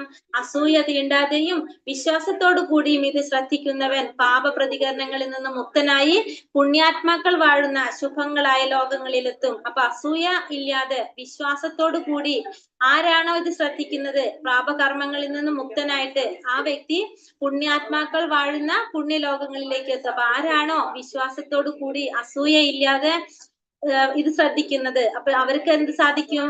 അവര് പുണ്യലോകങ്ങളിലേക്ക് അല്ലെങ്കിൽ ഉപരിലോകങ്ങളിലേക്ക് എത്താനായിട്ട് അവർക്ക് സാധിക്കും. ഭക്തിയോടും വിശ്വാസത്തോടും ശ്രദ്ധയോടും കൂടി ആരാണോ ഭഗവത്ഗീതയെ സമീപിക്കുന്നത് അവർക്ക് ഭഗവാന്റെ ഉപരിലോകങ്ങളിലേക്ക്, പുണ്യലോകങ്ങളിലേക്ക് എത്താനായിട്ട് അവർക്ക് സാധിക്കുമെന്ന് പറയാണ്. കശ്ചിദേതച്യുതം പ്രാർത്ഥ ത്വയൈകാഗ്രേണ ചേതസ കശ്ചിദജ്ഞാന സമ്മോഹ പ്രാണഷ്ടാസ്തേ ധനഞ്ജയ. കുന്തിപുത്രനായ ധനഞ്ജയ, നീ ഇതെല്ലാം ശ്രദ്ധയോടുകൂടി കേട്ടില്ലേ? അജ്ഞാനത്തിൽ നിന്നുള്ളവായി നിന്റെ വ്യാമോഹം ഇപ്പോൾ നീങ്ങിയില്ലേ? അപ്പൊ അർജുനനോട് ചോദിക്കാണ്, നിന്റെ വ്യാമോഹം ഇപ്പൊ തീർന്നില്ലേ? അജ്ഞാനം കൊണ്ട് നിനക്കുണ്ടായ വ്യാമോഹം ഇപ്പൊ തീർന്നില്ലേ? നീ ഇതെല്ലാം ശ്രദ്ധയോടുകൂടി കേട്ടില്ലേ എന്നിവിടെ ആര് ചോദിക്കാണ്? അർജുനനോട് ഭഗവാൻ ചോദിക്കാണ്. അപ്പൊ അർജുനൻ എന്താ പറയണ? അർജുന ഉവാച നഷ്ടോ മോഹ സ്മൃതിർലബ്ധ ത്വത്പ്രസാദാന്മയാച്യുത സ്ഥിതോസ്മി ഗത സന്ദേഹ കരിഷ്യേ വചനം തവ. അർജുനൻ പറഞ്ഞു, അല്ലയോ പ്രിയപ്പെട്ട കൃഷ്ണ, ഹേ അച്യുത, എന്റെ വ്യാമോഹം ഇപ്പോൾ തീർന്നു. അപ്പൊ അർജുനൻ പറയണം, എന്റെ വ്യാമോഹം തീർന്നു, അങ്ങയുടെ കരുണ കൊണ്ട് എന്റെ ബുദ്ധി തിരിച്ചു കിട്ടി, ഞാനിപ്പോൾ ദൃഢനും സംശയരഹിതനുമാണ്, അങ്ങയുടെ ആജ്ഞ അനുസരിച്ച് പ്രവർത്തിക്കാൻ ഞാൻ തയ്യാറായിരിക്കുന്നു. അപ്പോ എനിക്ക് അങ്ങയുടെ കരുണ കൊണ്ട് ഇപ്പൊ എനിക്ക് എന്താണ്, എന്റെ ബുദ്ധി എനിക്ക് തിരിച്ചു കിട്ടി. അർജുനൻ ഫസ്റ്റത്തെ ശ്ലോകത്തിൽ എവിടെ നിൽക്കായിരുന്നു? ഓർമ്മയുണ്ടോ നമുക്ക്? കാർപ്പണ്യ ദോഷോ ബഹദ സ്വഭാവ പൃച്ഛാമി ത്വാം ധർമ്മ സമ്മൂഢഃ ചേതഃ യസ്രേയസാനിശ്ചിതം ബ്രൂഹി തന്മേ ശിഷ്യസ്തേഹം ശാതി മാം ത്വം പ്രപന്ന. അല്ലെ, ഒന്നും മനസ്സിലാക്കാത്തൊരവസ്ഥയിൽ നിൽക്കുന്ന അർജുനനാണ് ഇപ്പൊ എന്ത് പറയുന്നത്? രണ്ടാമത്തെ അധ്യായത്തിൽ അർജുനൻ പറയുന്നത് അങ്ങനെയാണല്ലോ, എനിക്ക് യുദ്ധം ചെയ്യാൻ താല്പര്യമില്ല, എനിക്ക് ഒന്നിനെ കുറിച്ചും മനസ്സിലാകുന്നില്ല, എനിക്ക് വേണ്ട ഉപദേശം നൽകിയാലെന്ന് പറഞ്ഞ അർജുനൻ ഇപ്പൊ പറയാണ് 18ാമത്തെ അധ്യായത്തിൽ 73ാമത്തെ ശ്ലോകത്തിൽ എന്താ പറയുന്നത്? എന്റെ വ്യാമോഹം തീർന്നു, ഭഗവാന്റെ കാരുണ്യം കൊണ്ട് എന്റെ ബുദ്ധി തിരിച്ചു കിട്ടി, ഞാനിപ്പോൾ എന്താണ്, ദൃഢനാണ്, സംശയരഹിതനാണ്, അങ്ങയുടെ ആജ്ഞ അനുസരിച്ച് പ്രവർത്തിക്കാനായിട്ട് ഞാൻ തയ്യാറാണെന്ന് ഇവിടെ ഭഗവാനോട് അർജുനൻ പറയാണ്. സഞ്ജയ ഉവാച ഇത്യഹം വാസുദേവസ്യ പാർത്ഥസ്യ ച മഹാത്മനഃ സംവാദമിമശ്രൗഷ അത്ഭുതം രോമഹർഷണം. സഞ്ജയൻ പറഞ്ഞു, ഇപ്രകാരം മഹാത്മാക്കളായ കൃഷ്ണാർജുനന്മാർ തമ്മിൽ നടന്ന ഈ സംഭാഷണം ഞാൻ കേട്ടു, അത്ഭുതകരമായ ഈ സന്ദേശം എന്നെ കോൾമേർ കൊള്ളിക്കുന്നു. അപ്പൊ ഇവിടെ എന്താ പറയുന്നത്? സഞ്ജയൻ പറയാണ്, എന്താണ്, മഹാത്മാക്കളായിട്ടുള്ള കൃഷ്ണാർജുനന്മാർ തമ്മിൽ നടന്നിട്ടുള്ള ഈ സംഭാഷണം ഞാൻ കേട്ടു. കാരണം ഈ സന്ദേശം കേൾക്കും തോറും എന്നെ കോൾമയർ കൊള്ളിക്കുന്നതായിട്ടാണ് ആര് പറയുന്നത്? സഞ്ജയൻ പറയുന്നത്. കാരണം അർജുനനും ഭഗവാനും തമ്മിലുള്ള സംഭാഷണം ഗുരുവിന്റെ അനുഗ്രഹത്തോടു കൂടി ആർക്ക് കേൾക്കാൻ സാധിക്കുകയാണ്? സഞ്ജയന് കേൾക്കാനായിട്ട് സാധിക്കുകയാണ്. അപ്പൊ അതുകൊണ്ട് ആ സന്ദേശം കേട്ടപ്പോ എന്നെ കോൾമയർ കൊള്ളിക്കുന്നതായിട്ട് സഞ്ജയൻ ഇവിടെ പറയാണ്. വ്യാസപ്രസാദച്യുതവാനേ തദ്ഗുഹ്യമഹം പരം യോഗം യോഗേശ്വരാത് കൃഷ്ണാത് സാക്ഷാൽ കഥയഥാ സ്വയം. യോഗേശ്വരനായ കൃഷ്ണൻ തന്നെ അർജുനനെ പരമരഹസ്യമായ ഈ യോഗം ഉപദേശിച്ചത് വ്യാസദേവന്റെ അനുഗ്രഹത്താൽ എനിക്ക് നേരിട്ട് കേൾക്കാൻ ഇടവന്നു. അപ്പൊ അവിടെ യോഗേശ്വരനായിട്ടുള്ള കൃഷ്ണനാണ് ഭഗവാന് ഈ രഹസ്യം ജ്ഞാനം ഉപദേശിച്ചത്. അത് ഗുരുവിന്റെ അനുഗ്രഹം കൊണ്ട്, വ്യാസദേവന്റെ അനുഗ്രഹം കൊണ്ട് നേരിട്ട് കേൾക്കാൻ ആർക്ക് സാധിക്കുകയാണ്?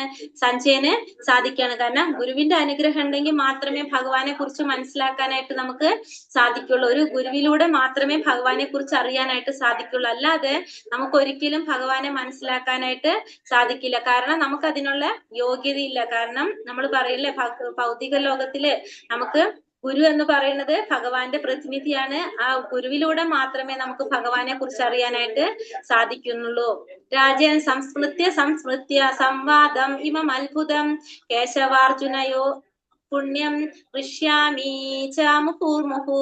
കൃഷ്ണാർജുനന്മാരുടെ അത്ഭുതകരമായി പുണ്യ സംവാദം വീണ്ടും വീണ്ടും ഓർത്തോർത്ത് ഞാൻ അനുനിമിഷം ആനന്ദ പുളകിതനാകുന്നു രാജാവേ. അപ്പൊ രാജാവിനോട് പറയാണ് ഇവിടെ, കൃഷ്ണനും അർജുനനും തമ്മിൽ നടത്തിയ ഈ അത്ഭുതകരമായിട്ടുള്ള സംവാദം ഓർക്കും തോറും എനിക്ക് എന്താണ്, ആനന്ദ പുളകിതനാകാണ് ഞാനെന്ന് സഞ്ജയൻ ഇവിടെ പറയാണ് രാജാവിന്റെ അടുത്ത്.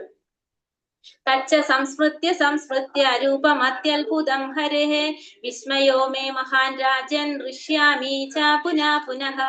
അല്ലയോ രാജാവേ, കൃഷ്ണന്റെ അത്ഭുതാവഹമായ ആ രൂപം ഓർക്കും തോറും എനിക്ക് വിസ്മയം വർദ്ധിക്കുന്നു, വീണ്ടും വീണ്ടും സന്തോഷമുണ്ടാകുന്നു. അപ്പോ ഭഗവാന്റെ ആ രൂപം മനസ്സിൽ ഓർക്കും തോറും, അത്ഭുതകരമായിട്ടുള്ള ഭഗവാന്റെ ആ രൂപത്തെ ഓർക്കും തോറും എനിക്ക് വിസ്മയം വർദ്ധിക്കാണ്, എനിക്ക് അത്ഭുതം ഉണ്ടാകാണ്. അത് ആലോചിക്കും തോറും എനിക്ക് എന്തുണ്ടാകാണ്? സന്തോഷം ഉണ്ടാകുന്നതായിട്ട് ആരാ പറയുന്നത് ഇവിടെ? സഞ്ജയൻ പറയാണ്. എത്ര യോഗേശ്വര കൃഷ്ണോ എത്ര പാർത്ഥാധനുത്തരഃ തത്ര ശീർവിജയോ ഭൂതിർ ധ്രുവാ നിതിർമതിർമമ. എവിടെ യോഗേശ്വരനായ കൃഷ്ണനുണ്ടോ, എവിടെ വില്ലാളി വീരനായ അർജുനനുണ്ടോ, അവിടെയാണ് ഐശ്വര്യവും വിജയവും അസാധാരണ ശക്തിയും നീതിയും ഉള്ളത്. ഇതാണ് എന്റെ അഭിപ്രായം. അപ്പൊ എവിടെയാണോ യോഗേശ്വരനായ കൃഷ്ണൻ ഉള്ളത്, എവിടെയാണോ വില്ലാളി വീരനായിട്ടുള്ള അർജുനൻ ഉള്ളത്, അവിടെയാണ് എന്തുണ്ടാകുന്നത്? ഐശ്വര്യവും വിജയവും അസാധാരണമായ ശക്തിയും നീതിയും എല്ലാം ഉള്ളത്. ഇതാണ് സഞ്ജയന്റെ അഭിപ്രായം ഇവിടെ പറയാണ് അല്ലെ. എവിടെയാണോ യോഗേശ്വരനായ കൃഷ്ണൻ ഉള്ളത്, എവിടെയാണോ വില്ലാളി വീരനായിട്ടുള്ള അർജുനൻ ഉള്ളത്, അവിടെയാണ് എന്തുണ്ടാവുന്നത്? ഐശ്വര്യവും വിജയവും അസാധാരണ ശക്തിയും നീതിയും എല്ലാം ഉള്ളത് എന്നാണ് എന്റെ അഭിപ്രായം എന്നിവിടെ സഞ്ചയം പറയണ എത്ര യോഗേശ്വര കൃഷ്ണ എത്ര പാർത്ഥോധനുർധരഃ തത്ര ശീർവിജയോ ഭൂതിർധ്രുവാ നിധിർമതിർമമ എത്ര യോഗേശ്വര കൃഷ്ണ എത്ര പാർത്ഥാധനുർധരഃ വിജയോ ഭൂതിർധ്രുവാ നിധിർമതിർമമ. എവിടെ യോഗേശ്വരനായ കൃഷ്ണനുണ്ടോ, എവിടെ വില്ലാളി വീരനായ അർജുനനുണ്ടോ, അവിടെയാണ് ഐശ്വര്യവും വിജയവും അസാധാരണ ശക്തിയും നീതിയും എല്ലാം ഉള്ളത് എന്നാണ് ആരുടെ അഭിപ്രായം? ഇവിടെ സഞ്ജയന്റെ അഭിപ്രായത്തില് സഞ്ജയൻ പറയുന്നത്. ഹരേ കൃഷ്ണ കൃഷ്ണ കൃഷ്ണ ഹരേ ഹരേ ഹരേ രാമ രാമ രാമ ഹരേ ഹരേ. കൃഷ്ണാർപ്പണമസ്തു. ഹരേ കൃഷ്ണ. തത്സത്. ഹരേ കൃഷ്ണ. എല്ലാവർക്കും നന്ദി. വഞ്ചാകൽപതരൂപേശ കൃപാ സിന്ധോഭ്യവച പതിതാനാം പാവനേഭ്യോ വൈഷ്ണവേഭ്യോ നമോ നമ. अनंत कोटि वैष्णव वृंद की जय. श्रील प्रभुपाद की जय. गुरुदेव की जय. निताय गौर प्रमानंदे. हरि हरि बोल. हरे कृष्ण. എല്ലാവർക്കും നന്ദി. ഹരേ കൃഷ്ണ. എല്ലാവർക്കും പ്രണാമം. നമുക്ക് ക്വസ്റ്റ്യൻസ് നോക്കാമൊന്ന്. ഏതോട്ടുള്ളത്?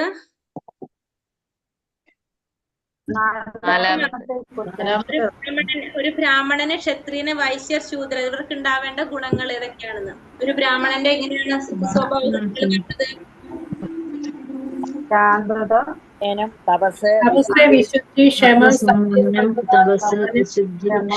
സത്യസന്ധത, ജ്ഞാനം, ആസ്തിക്യം എന്നിവ ബ്രാഹ്മണർ. ഏതൊക്കെയാണ്? സത്യസന്ധത, ശാന്തത, സംയമനം, തപസ്, വിശുദ്ധി, ക്ഷമ, സത്യസന്ധത, ജ്ഞാനം, ബ്രാഹ്മണരുടെ സ്വഭാവവിശേഷങ്ങൾ അല്ലെ. 42-ാമത്തെ ശ്ലോകത്തില്. പിന്നെ ബ്രാഹ്മണൻ കഴിഞ്ഞ ക്ഷത്രിയന്റെ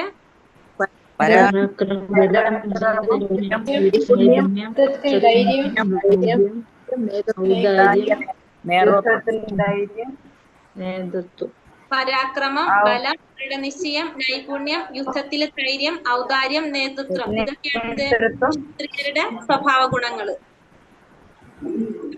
വൈശ്യരുടെ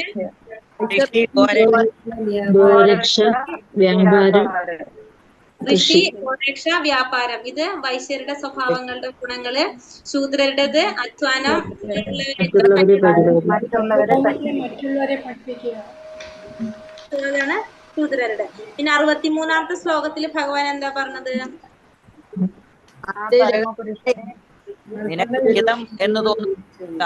ഇത്രയും കാര്യങ്ങൾ നിനക്ക് ഞാൻ ഉപദേശിച്ചു. ഇനി നിനക്ക് ഹിതമെന്ന് തോന്നുന്നത് എന്തോ അത് നീ ചെയ്യാനായിട്ടാണ് ഭഗവാൻ നിർബന്ധിക്കുന്നില്ല. എല്ലാ കാര്യങ്ങളും പറഞ്ഞു കൊടുത്തു. അതിനുശേഷം പറയാണ് നിനക്ക് ഏതാണോ ശരിയെന്ന് തോന്നുന്നത് അത് നീ ചെയ്യാനായിട്ടാണ് പറയുന്നത് ഇവിടെ അല്ലെ. യഥേച്ഛസി തഥാ കുരു എന്നാ പറയുന്നത്. നീ എങ്ങനെയുള്ളവർക്കാണ് ഈ രഹസ്യമായ ജ്ഞാനം? അല്ല, അതിന് മുന്നുണ്ട്. 65-ാമത്തെ ശ്ലോകത്തിൽ എന്താ പറയുന്നത് ഭഗവാൻ? എപ്പോഴും എന്നെ ഓർക്കുക,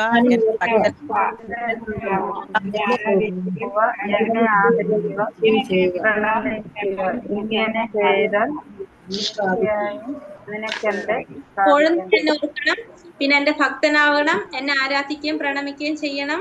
അങ്ങനെ ചെയ്തു കഴിഞ്ഞാൽ നിനക്ക് എന്താണ് എന്നെ പ്രാപിക്കാനായിട്ട് സാധിക്കും. കാരണം എന്താണ്? നീ എനിക്ക് പ്രിയപ്പെട്ടവനാണ്. ഇതിന് മുന്നേ പറഞ്ഞിട്ടുണ്ട് അല്ലെ. മാതാജി 5-ാമത്തെ ചോദ്യത്തിന്റെ ശ്ലോകം 60 അതിരഹസ്യമായ ജ്ഞാനമാണ്. അതൊന്നും തിരിയുന്നുണ്ടായിരുന്നെങ്കിൽ എനിക്കൊന്നും മനസ്സിലാവണില്ല.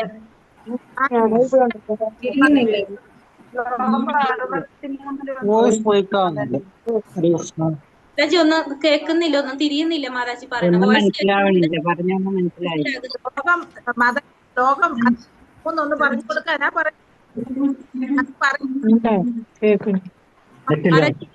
തിരിയുന്നില്ല. സൗണ്ട് വരുന്നുണ്ട് പക്ഷെ ക്ലിയർ ആകുന്നില്ല. 63 കഴിഞ്ഞ 65 ഇപ്പൊ പറഞ്ഞ എല്ലാവരും എന്നെ എപ്പോഴെന്നെ ഒന്നോട് അതിന്റെ അർത്ഥം പറയാൻ പറഞ്ഞു മാതാജി. രഹസ്യമായ ജ്ഞാനമാണ് നിനക്ക് ഞാൻ പറഞ്ഞു തന്നത്. അതാണ് അതിന്റെ ഉത്തരം.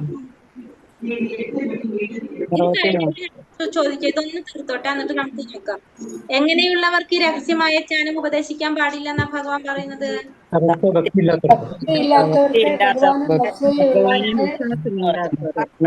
ഇല്ലാത്തവർക്ക്, അസൂയുള്ളവർക്ക്, തപസ്സോ ഇല്ലാത്തവർക്ക്, ഭക്തിരസ